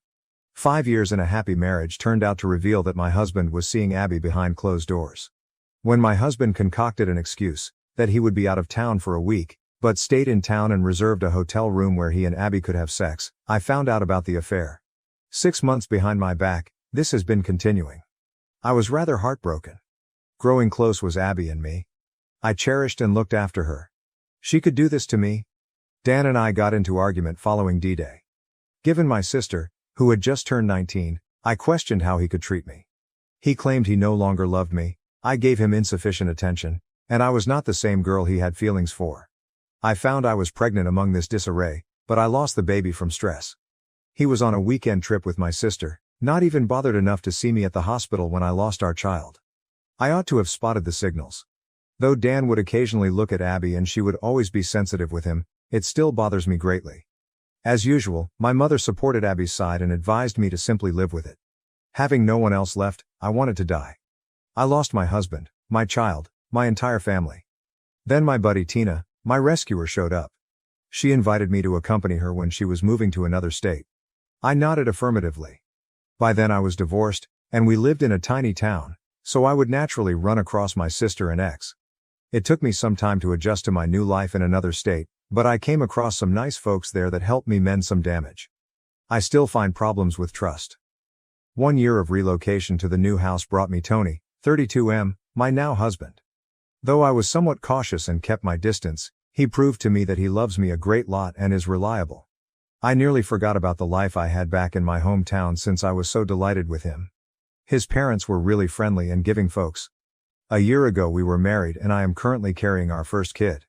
My ex, Dan, sent an email yesterday. It simply brought back every negative memory. I'm only copying his email here. He said he is somewhat depressed with my sister and misses me. He attempted to find me but couldn't. Unlike me, she is quite stupidity and doesn't give him any attention. Abby merely texted him happy birthday and neglected to even get him a cake. I used to prepare him one and celebrate birthdays for him. She also disrespects him, is often in the bar with her pals, and is rather nasty. She had also cheated on him 5 times before, he added. The last affair was with his cousin. Our mother lets go on without stopping. He is about to seek for a divorce, but lately he has been absent from me a lot. He wants us to attempt once more as a couple and to have a family exactly like previously. He most likely does not know that I am married and have a baby en route since I just have Instagram, which is private. The grass on his side looks somewhat brown instead of green, so I'm not sure whether I should pity him or just laugh. Update. I wanted to thank you to those of you who messaged and offered support. I have decided to be done with it and email him. Dan, I am sorry to learn you are hurting, but there is no way I could be with you. Indeed, I used to be the girl who would have taken you back in a heartbeat, but that girl is no more present. That girl passed the day I was having a miscarriage. You were somewhere shucking with my sister. You never answered when I phoned you. I live with a fantastic man that loves and values me. Our first child is also en route. I am starting this new phase of my life with someone I love and very care for. Please do not thus get in touch with me ever again. You took a decision. You chose my barely legal sister instead of me. Whether she respects you or choose on you, it makes no difference to me. Anyone like you does not deserve respect and loyalty regardless. I left my former life in my former town. You would be best off continuing and giving some introspection some thought. You are simply a very insecure man getting old and would benefit from having a young woman at your side. Goodbye. Update 2. The 3rd of March. Many of you have asked me what he said. He answered within 1 hour of my emailing him. He stated he would always wait for me since no matter what, I will always be his baby doll, and he was dumb enough to believe I would still wait for him. I gave a hard cring.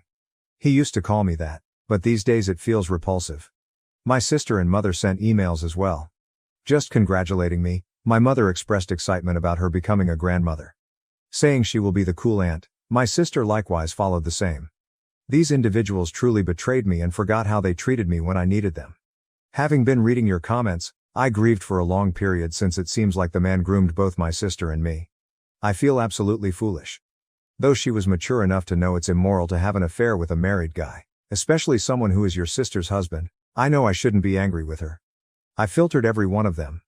Already 5 months pregnant. I don't need extra tension.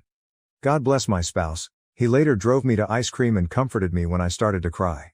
I want to be past this. Update. I guess I could write a more detailed update because I cooled down now. I needed it, so thank you to everyone for your support. Like a locomotive, the email from my ex suddenly hit me. I could see all he has done to me flashing back. You folks really deserve a thorough update. As I indicated in my last post, he responded within an hour following the return email I gave him. 2 further emails from my sister and mother arrived a few hours later. They forwarded them to my old email account, which I barely use today. I strive to keep a low profile. I have no idea how they learned about my pregnancy. I have not uploaded my baby bump pictures on social media or made any announcements yet. I just follow friends on Instagram, but it terrifies me. I started bawling on the spot. Fortunately, Tony, my husband, was here. He held me, then laid me on the couch. He is totally familiar with me. I never covered anything from him. I worried a little bit about my sisters and mom's finding of me. He comforted me knowing that I live hundreds of miles from them. We live on the other side of our nation, after all. To ease me, he brought me for ice cream. Funny, it took 2 ice cream cones to at last help me relax. I informed him about my worries and that my sister and mother could insist to see my baby, a girl. To be on the lookout for them, he claimed he would chat to his police officer uncle. He will fight for it even if they visit here and press themselves on me. He told me not to worry about my ex, he is going to discuss this with his friend, a lawyer. He cannot damage me anymore. Even now my husband joked that he would migrate countries should he have to. Finally, someone on my post advised me to let the daycare know about my mother and sister should they attempt to abduct my child. Not that we intend to send her to childcare. I decided I would quit my job and take care of my baby and concentrate on healing from giving birth even though I am working right now. This is my own choice. I do have some reasonable savings in my personal bank. When our little princess is somewhat older, I will return to work. My in-laws are very remarkable.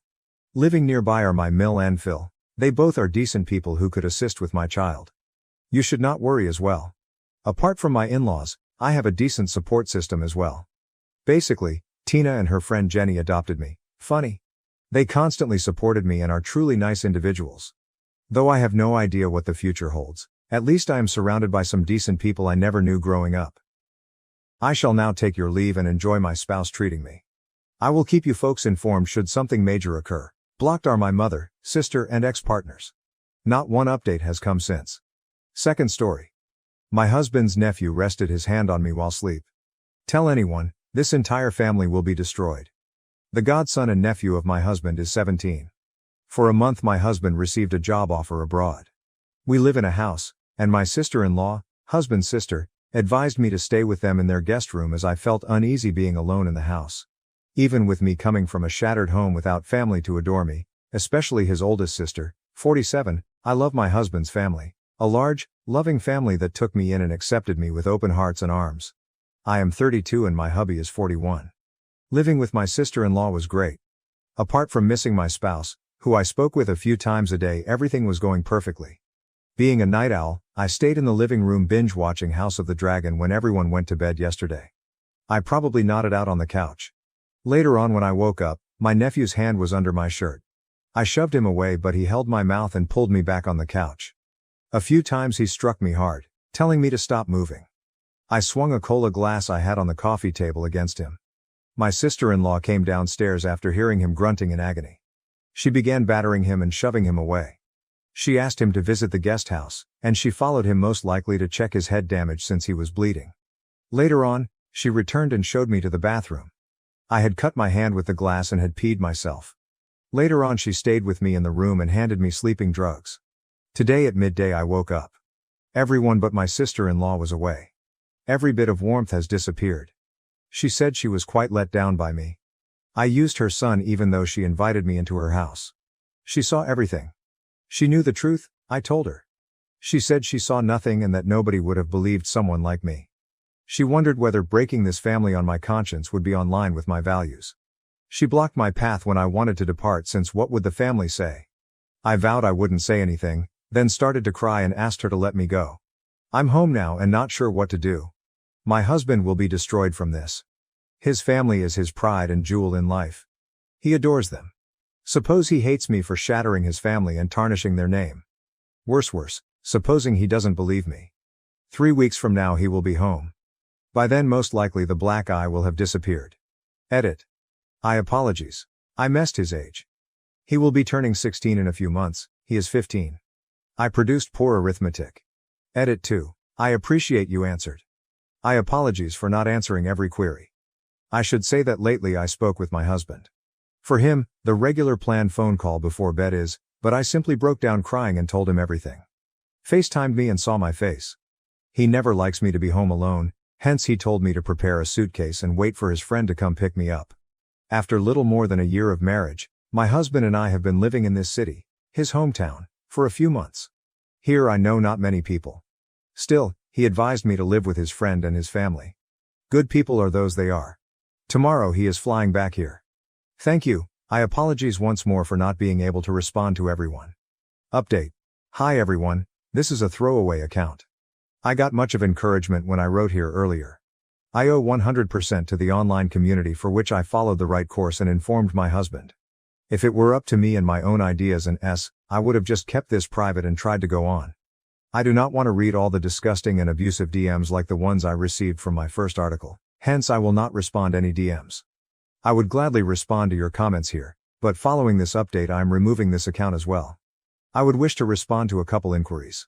First one, a query on my most recent update. Why did my husband believe me without asking questions? Many conjectured that my spouse wasn't very astonished since he presumably knew something about his nephew. No, I asked him this. He simply believes me, not noticing the injuries on my face. I have never given him any grounds not to believe or trust me. Why would my spouse advise me to live with the family of his friend? Many asked why I wasn't independent enough to live on my own alone. To me this is a brand new town. Coming from a large city with people all around to go to a smaller village as living alone in a large house changed me greatly. I was uneasy, hence my husband advised me to live with his sister and get close to my new family. After what happened though, I returned home. The acts of his nephew stunned my husband, and to be honest, he had no idea what to anticipate from his parents or nephew anymore. He didn't want me alone as he was afraid they might hurt me. He insisted that I kept his family in dark about where I was also. He was just afraid. I apologize for also mistaking his age. Born November 06, he will turn 16 shortly. I made him 17 by doing the arithmetic wrong. The next day following my post, my husband arrived home late in the afternoon. Seeing him now makes me happier than it did years ago. He told his sister he was on his way when phoning her. He looked to have been crying when he returned home. He urged me to pursue charges, but only if I wanted. He questioned whether I wanted to do it. She tried to point the finger on me when he was at his sister's, but he advised her to cease the bullshit.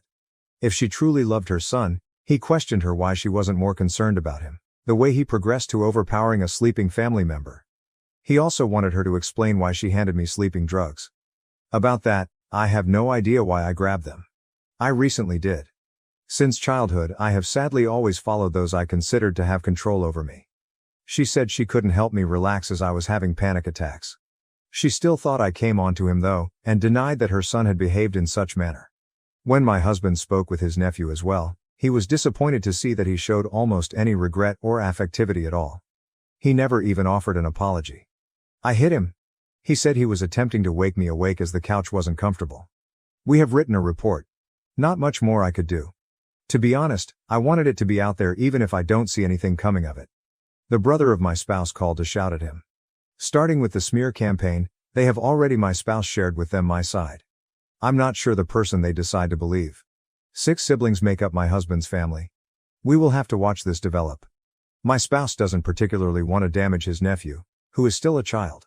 He feels he needs aid, but not the kind his parents are providing, enabling him.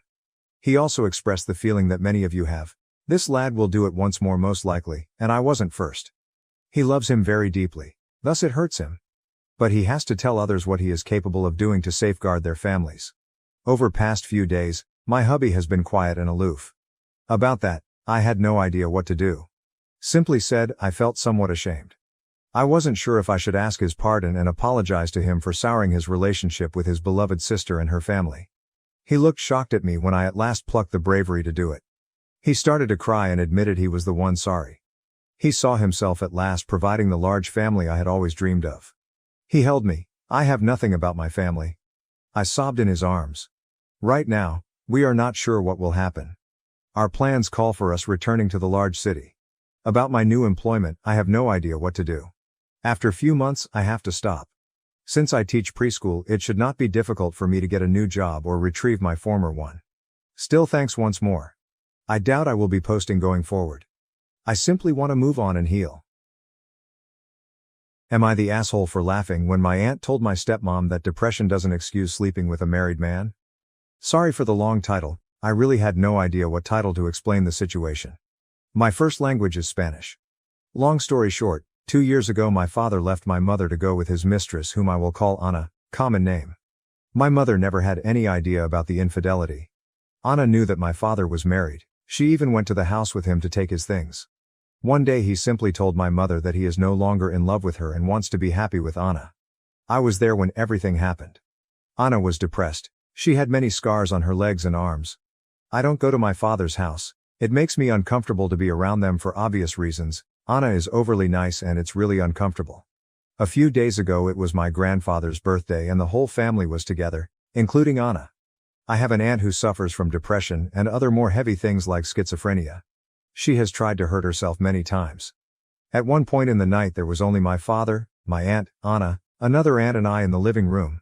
For some reason my aunt and Anna were talking about some serious things and at one point and began to say that depression made her do many things trying to feel fulfilled, that she could only overcome depression when she met my father and he saved her, that meeting him was the key to overcome her depression and now she's finally happy thanks to him. I know about that because Anna often tried to bond with me by telling me how much she suffered in her life and how my father saved her. She has always justified herself that she was depressed and was in a hard place in her life before my father saved her. It always makes me feel uncomfortable and I don't feel empathy for her no matter how sweet she is. Talking about how many times you try to kill yourself in front of my 8-year-old sister, it's not something normal. Anna has always tried to paint her relationship with my father as a fairy tale that began in a different way but that she doesn't regret anything because her world is perfect now. At that moment my aunt said something like, I tried to save myself by going to a psychologist, not by jumping on the dick of a married man. And then she began to say that depression made her want to jump off a bridge but not ruin a family. I just laughed. It was funny. My aunt may have her mind elsewhere all day but it was crazy to see her make such a sly comment.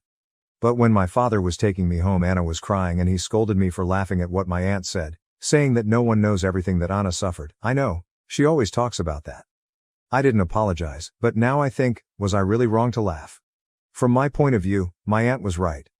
Update 1, hello, some things happened over the weekend. My aunt came home, I live with my mother, and told my mom what happened. My mother hates my dad for obvious reasons, but still she's been really nice to him and tried to keep us out of all those problems they have. My mother is honestly a saint. My sister is an 8-year-old girl and she really hates Anna. Anna once tried to get along with my sister and told her about the time she wanted to commit suicide and how my dad saved her. After that my sister came home asking my mother if she had ever thought about committing suicide. That's not a question an 8-year-old girl should ask and my sister even asked me questions about suicide after that. I don't really know what else exactly Anna said to her but it definitely affected her as a little girl. It's not even something you should talk about with a girl of that age. My mother was furious and since that day she forbids my father to have my younger sister near Anna as she considers her a dangerous and unstable person around children. Since that day things have been really tense between my father and my mother. My little sister doesn't want to visit our father, so she is fine with this. My aunt told my mother that Anna talked about it again but this time in front of me. Apparently my father and Anna were totally forbidden to talk about these things in front of me too. I'm not a little kid but apparently that was the arrangement my mother made with my father when she set boundaries for them. My aunt told her what happened that day and I confessed to my mother that Anna and my father talk a lot about those suicide attempts in front of me, which is something I should have talked about before, but at that moment I didn't want problems and decided to just ignore them. I told my mom that for that reason I am not going to my father's house anymore and my mother got very upset with him. The next day she went to talk to my father. I don't know what they talked about, she just came back saying that Anna can't get close to us anymore. She told me that she can't forbid me from being near my father and that's my decision but Anna is extremely forbidden to set foot in the same place where I and my sister are. My paternal grandparents agreed and my aunts too, they knew about the situation with my younger sister. I haven't spoken to my father, but my cousin told me that my father argued with my grandfather. He often says that Anna is a good person and we don't understand the pain she suffered, so I guess he's upset with all of us now for our great lack of empathy, as he always says. I don't know. At least now I won't see them for a while. It was a boring update but that's what happened. Ha ha. Update 2. Hi. I wasn't planning to make another update but we've had a lot of problems with Anna, too many and I think now even my father has realized that she's crazy. I have stopped going to see my father, and my father's parents stopped allowing him to go with Anna to their house since I am there a lot and my mother does not allow her to come near me or my sister. Anna began to have the strange behavior of starting to send me texts. First she apologized to me but insisted that my father misses me and my sister. I replied to her that my mother does not allow us to talk to her and she said that she is my father's partner, so we have to get used to her being around. She started to talk badly about my mother, saying that I'm too young to realize it but my mother is manipulating us and that's wrong because she's not allowing us to be a family. I'm young but I'm not dumb. I didn't answer her again and showed the messages to my mother who spoke to my father again. My father knew nothing about this and apparently had an argument with Anna about this since now my mother is planning to take away his last name from our name to end this shit show and protect us. I don't understand too much about this, but in my country you can go to court and take out your father's surname making him have no right over you anymore. I honestly believe that neither my sister nor I would have any problem with this but I think my mother just said that to scare him. This is something I heard from my aunt and I don't know how much of this is real but my father has been staying at my grandparents' house. One of those nights Anna went to knock on the door looking for him just to argue. She and my father began to argue. Anna yelled at my dad that he couldn't leave her like that but nothing else happened because my grandfather kicked her out. My aunt also told me that my father told her that Anna sends him messages like, "If you leave me I will kill myself. You can't leave me." So my father is afraid of leaving her and afraid of her. Less than 2 days ago I found out that my father had to leave work quickly because she sent him goodbye messages. Nothing happened to her, she just cut her arms as always. My aunt said that this is something that Anna has always done. Even when the affair started she sent him messages saying that she was about to commit suicide so that my father would go to her. This is something that Anna also told me but in a more romantic way. It always scared me. I have no contact with my father and I avoid him when he's at Grandpa's house but as far as my aunt has told me, he doesn't know what to do since he misses us but is afraid to leave her and that she will kill herself. I feel bad for thinking this but I'm really relieved to be hearing all this from afar. I'm so thankful that my mom forbade us to see her before all this happens, and honestly this is his karma so I'm not going to get into this. My husband and I are on the brink of divorce, and we are desperately seeking advice. Can our marriage be saved? Throwaway account due to friends family following the main account, omitting some personal information for sake of anonymity. I'm going to try and make a timeline of events in our relationship for context. TLDR at bottom. Met when we were 9, started dating at 12. Mind you, this was that middle school type of dating. He cheated on me when we were 15 or 16, at this point we were on again, off again, which continued until we were 17. I got a full ride to a university across the country for athletics and academics when I was 18. My first and only semester there, I hated. I hated the team and the coaches and I had no friends. He flew out to visit me and we got engaged at 18 years old. He flew back a little over a month later and we had a courthouse wedding. I came home after the semester finished. He was 18 and I was 19 when he joined a very difficult prestigious branch of the military. He left for 3 months for training, which was difficult but we did fine. He came back for a few weeks and then left for a few more months for school for his particular job.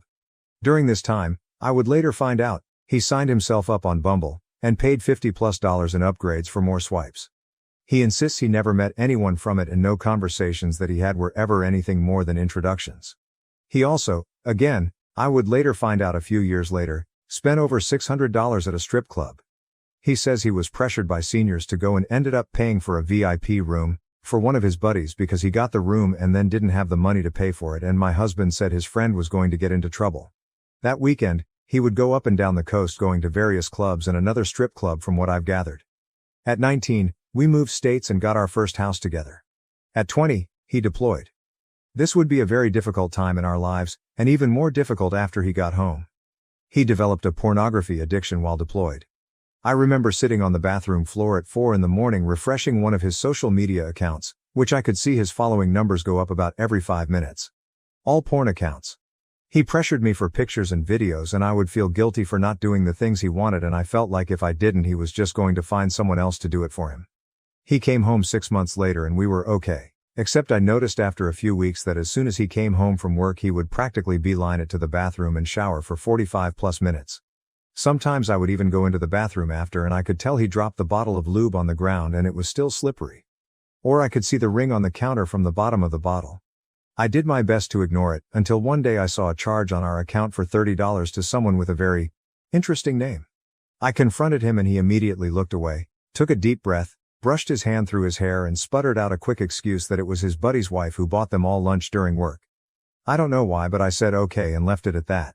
He got up a few minutes later saying he felt sick and went to lay down.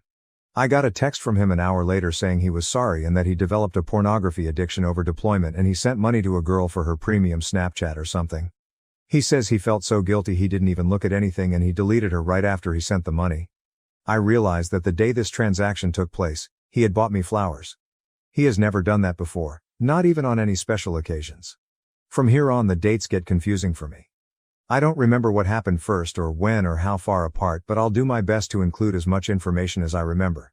Sometime later, maybe weeks, maybe months, I woke up to a message from an old acquaintance on a certain social media site. I think we were still 20 or maybe 21. I don't remember what exactly she said, something along the lines of, "I just wanted you to know Hex said this to me." Or something like that. He had messaged her the night prior, whilst drinking at a friend's house down the road, that he loved and missed her. I wish so badly I could remember more, but for some reason I can't. I know she said something like, "You can't be saying that you're married." And he said something along the lines of, "I don't care." I screamed at him to wake up, but he was still drunk. I told him I wanted a divorce. I locked myself in the bathroom and hurt myself because I wanted to feel anything other than how I felt at that moment. I don't know how much time passed. When he opened the door, he said he didn't send those messages. He said that he left his phone plugged into the speaker and his friend was using it to play music. He said his friend must have seen the girl's story and messaged her trying to get nudes. He even pulled out his phone with proof, a text conversation between him and his friend confirming that the friend had messaged her and said he was sorry. I don't know why, but I believed him immediately. I remember having the most euphoric feeling of, I don't know what the word is, but whatever you feel when you let out a breath you've been holding and say, "Oh, thank God." I'm getting frustrated writing this because I'm realizing how much I'm forgetting and I feel like I'm missing something. At 21 I think, shit hit the fan. I think at this point I had gone through his phone several times and found internet history and links that he had clicked through one of his social media accounts to hundreds of different OnlyFans sites.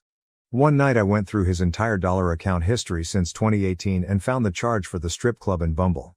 He said the Bumble charge wasn't him, it was a senior who used his card because he had gotten frozen or something ridiculous like that. I of course believed him. I don't know why. I can't remember at what point I found out that he lied about messaging the girl on social media. I think it was after I had looked through his phone again and I found text messages between him and his friend that was the one who allegedly sent the messages. His friend said something like, "Bro, I can't even go to parties that your wife is at because she hates me lol," or something like that. But they both confirmed what I didn't want to believe. My husband had taken my phone, deleted the messages sent to me by the girl, and got his friend in on this elaborate story. I can't remember when I found out that he did in fact download and pay for upgrades on Bumble. I think I just knew at this point he was lying, and grilled him long enough that he relented. He said he never met anyone or anything, and he said during the conversation, "I only paid for the upgrade because no one would ever swipe for me." Or something like that. I can't remember at what point we went to Legal on Base and got information to file for divorce. I'd never seen him cry before besides one other time. After we got married, at the airport, he cried so hard and he wouldn't let me see. Just hugged me and buried my face in his chest so I wouldn't see. He said he didn't want to leave. But he cried constantly after I told him this was it and that I had an appointment and paperwork filled out to file for divorce. I'd never seen him like this before. Constantly saying he was sorry, deleting every social media account he'd ever owned. Crying at the drop of a pin. Saying things like he will never marry again, I could have everything in our savings, he'd pay for me to finish college if that's what I wanted. I relented and we went to marriage counseling. He stepped up a lot. He was never on his phone anymore. Would keep his phone unlocked and face up on the table. Told me I could go through it any time I asked. Promised to stop watching porn. He even started cleaning the house and making dinner before I got home from work. He stopped drinking with his friends. It was a complete 180. For a while. The issues started to arise when every little thing would trigger a panic attack. He couldn't hang out with his friends without me freaking out. He began drinking with his friends again maybe a few weeks later. One night he wasn't home by the time he told me he would be and I just broke. I ended up in the hospital and it was just the start of this toxic cycle. He would do something that would trigger me. Whether it be drinking with his friends or the occasional YouTube short I would see in his watch history of a half-naked woman with her tits out and bouncing up and down. I would scream at him and berate him and degrade him because I wanted him to feel exactly how I felt. I think marriage counseling eventually helped a lot. After the hospital, I finally got my own therapist. She was my best friend. I still text her to this day. I didn't have any friends where we lived. He worked with his friends every day and every weekend they would all party. I didn't have anyone. My friends and family were back home.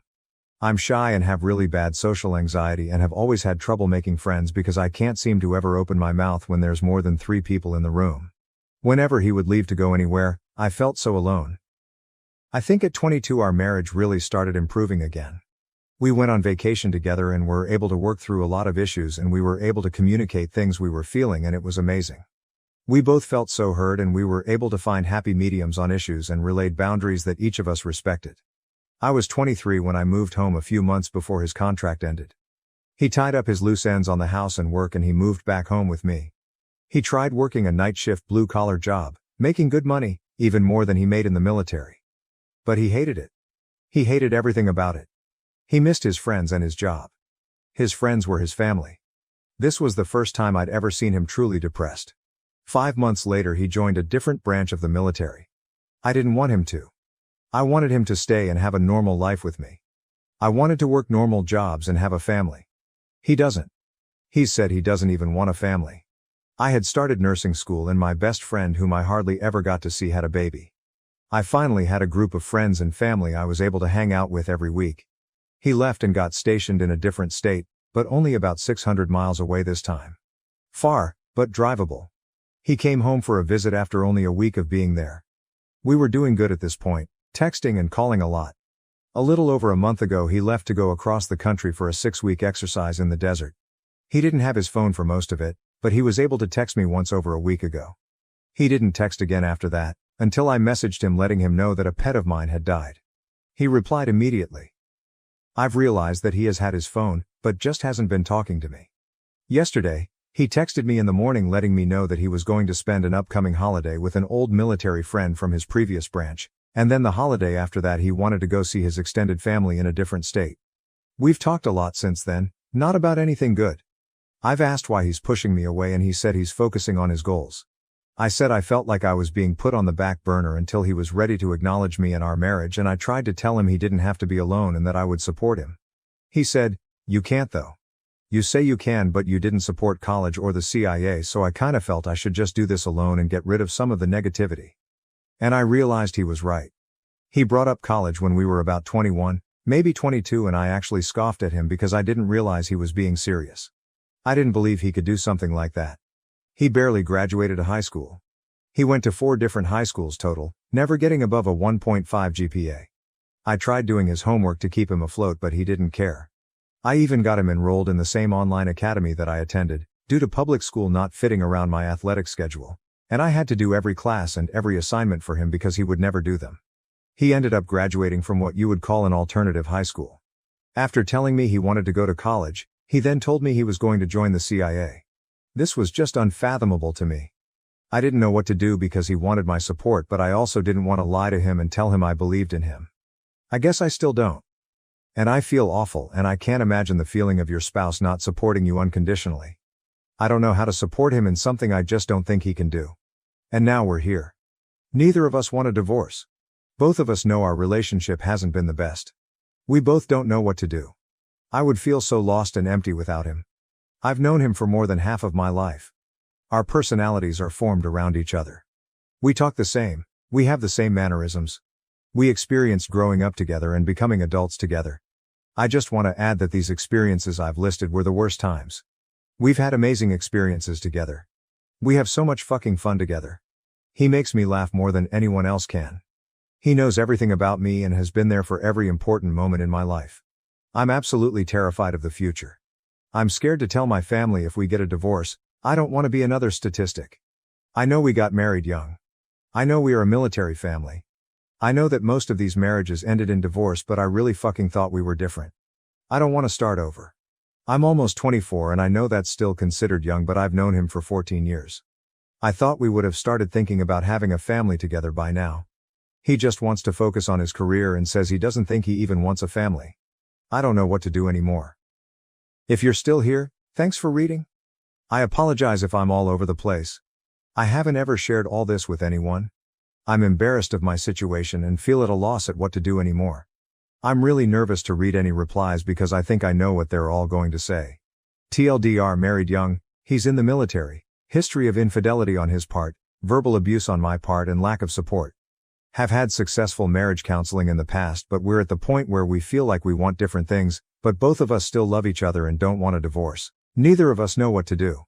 Update 1. After over 1,000 people castigating me in the comment section, I wanted to sort of give an update and answer a few questions. First off, yes, I can in fact type like a motherfucker. I had every intention of creating this post with anonymity, which obviously went down the drain as soon as I started typing. I didn't think this would get more than a couple thousand views and a handful of comments. I typed out every ignominious detail because I needed to see for myself everything in one spot. Someone said I must be exhausting to be around if I tell my friends and family all this. Well, you'll be happy to know that no one knows. I have never told any of my friends and family even a percentage of what has happened. That's why I ended up writing an epic. I wanted someone to know everything and tell me what to do because my brain has become this convoluted, the rose-colored type of convoluted, mess of, I don't even know. I have made my husband out to be this strong, loving, endearing, charismatic provider. And I know why. I've spent my entire life wanting to be the fucking best at everything. My dad's favorite thing he used to say to me every day after practice was second place is just the first loser. And I fucking held on to that. I was the best. I was the best at school. I ranked #1 out of my high school class of over 700 people. I have hundreds of medals and trophies. I did take second place at nationals one year, even though that doesn't feel like an accomplishment to me. I know it should be. But after dropping out of college and leaving behind a full-ride athletic and academic scholarship, I wanted it to be worth something. I never told anyone I left because I hated it and couldn't deal with it. I told everyone I got married and he joined the Marine Corps and I wanted to support him. I didn't want anyone to realize that I couldn't hack it. I wanted it to be worth it. And if I had marriage problems or if I got divorced, it would have just been for nothing. I would have lost again. And I can't lose. I grew up hiding in my closet hearing my dad scream at the top of his lungs at my older siblings because they averaged C's and D's in school. I knew what losing would get you. And I would not lose. My mom cheated on my dad when I was a kid. I remember waking up one morning to them screaming on the front lawn, my mom trying to get into her car to go to work and my dad grabbed her arm and ripped her out of the car. They don't know that I saw that. They worked through it if that's what you want to call it. I thought that was what you were supposed to do. I thought that marriage was supposed to be hard and you were supposed to put every ounce of yourself into fixing your ups and downs. Many have asked if I want to live the rest of my life like this. Of course I don't. Who the fuck would want that? Why did I stay even after the first time? Well, starving people will eat anything. I have actually read every single comment, even the hurtful ones. God damn, you guys are fucking assholes, and I needed it. I fucking needed over 1,000 people telling me I'm a blind idiot to realize that marriage isn't supposed to be like this. And that I deserve better. Because I fucking do. I do fucking deserve better. And for all those saying I'm not going to leave because I haven't yet. I will fucking prove you wrong. I'm not going back anymore. I'm not going to fucking settle. I had heard the phrase sunk cost fallacy, but I didn't know what it meant. I do now. Thank you to everyone. Even the ones who believe this post was a creative writing assignment. It gave me a laugh realizing that my life and my marriage has been so bad, that it's unbelievable. Last side note, yes, I did comment with my main account a few times. It doesn't even matter anymore. And feel free to shoot me a message and tell me I got this, because I'm going to fucking need it. I feel like I've been rug pulled near the edge of a cliff and I can't find my footing. I don't know where the ground is and when it will come. But I know wherever I land it will be better than where I am currently. Update 2. Hi everyone, it's been almost a year. I can't believe it's been almost an entire year. I don't think I've ever made an update like this before, so hopefully I do it right and it's not removed. I meant to update sooner, I really did. But I have been busy living my life to the fullest extent possible. I can honestly say I didn't even think it was possible to enjoy life this much. I have never experienced happiness like this. I'm honestly having a hard time putting it into words how amazing my life has become. I filed for divorce probably within 48 hours of making that post. Papers were signed a month later, divorce was finalized 2 months after that. It was completely uncontested, we shared no assets, no children, thank God. It was actually a lot easier than I expected it to be. Honestly, the hardest part was telling my family, especially my mom. Everyone loved him so much because I, unfortunately, made him out to be so perfect. It was pretty much a slap to the face for her to find out. I felt awful. She cried for days. But she was so supportive of me. Everyone was so damn supportive of me. I turn 25 soon. I decided to get my nurse practitioner's license. So that's the track I'm on right now. I've made an incredible amount of friends this year. If I'm not working, I'm out having fun. I'm always doing something fun every day. I'll try to reply to any comments, but I'm so busy these days. I have truly begun to find myself. And I'm fucking awesome. I am capable of so much. And I am brave. I am so brave. I did make one special friend from my original post, Bethany200300. Thanks to you and my best friend Katie, if you guys are reading this. Thank you for keeping me accountable and loving me unconditionally. I really didn't realize what a horrendous situation I was in. At least, not until after I made that initial post and received so many eye-opening comments. Lots of people were right though. I did already know the answer to my question. It's actually kind of weird thinking about it.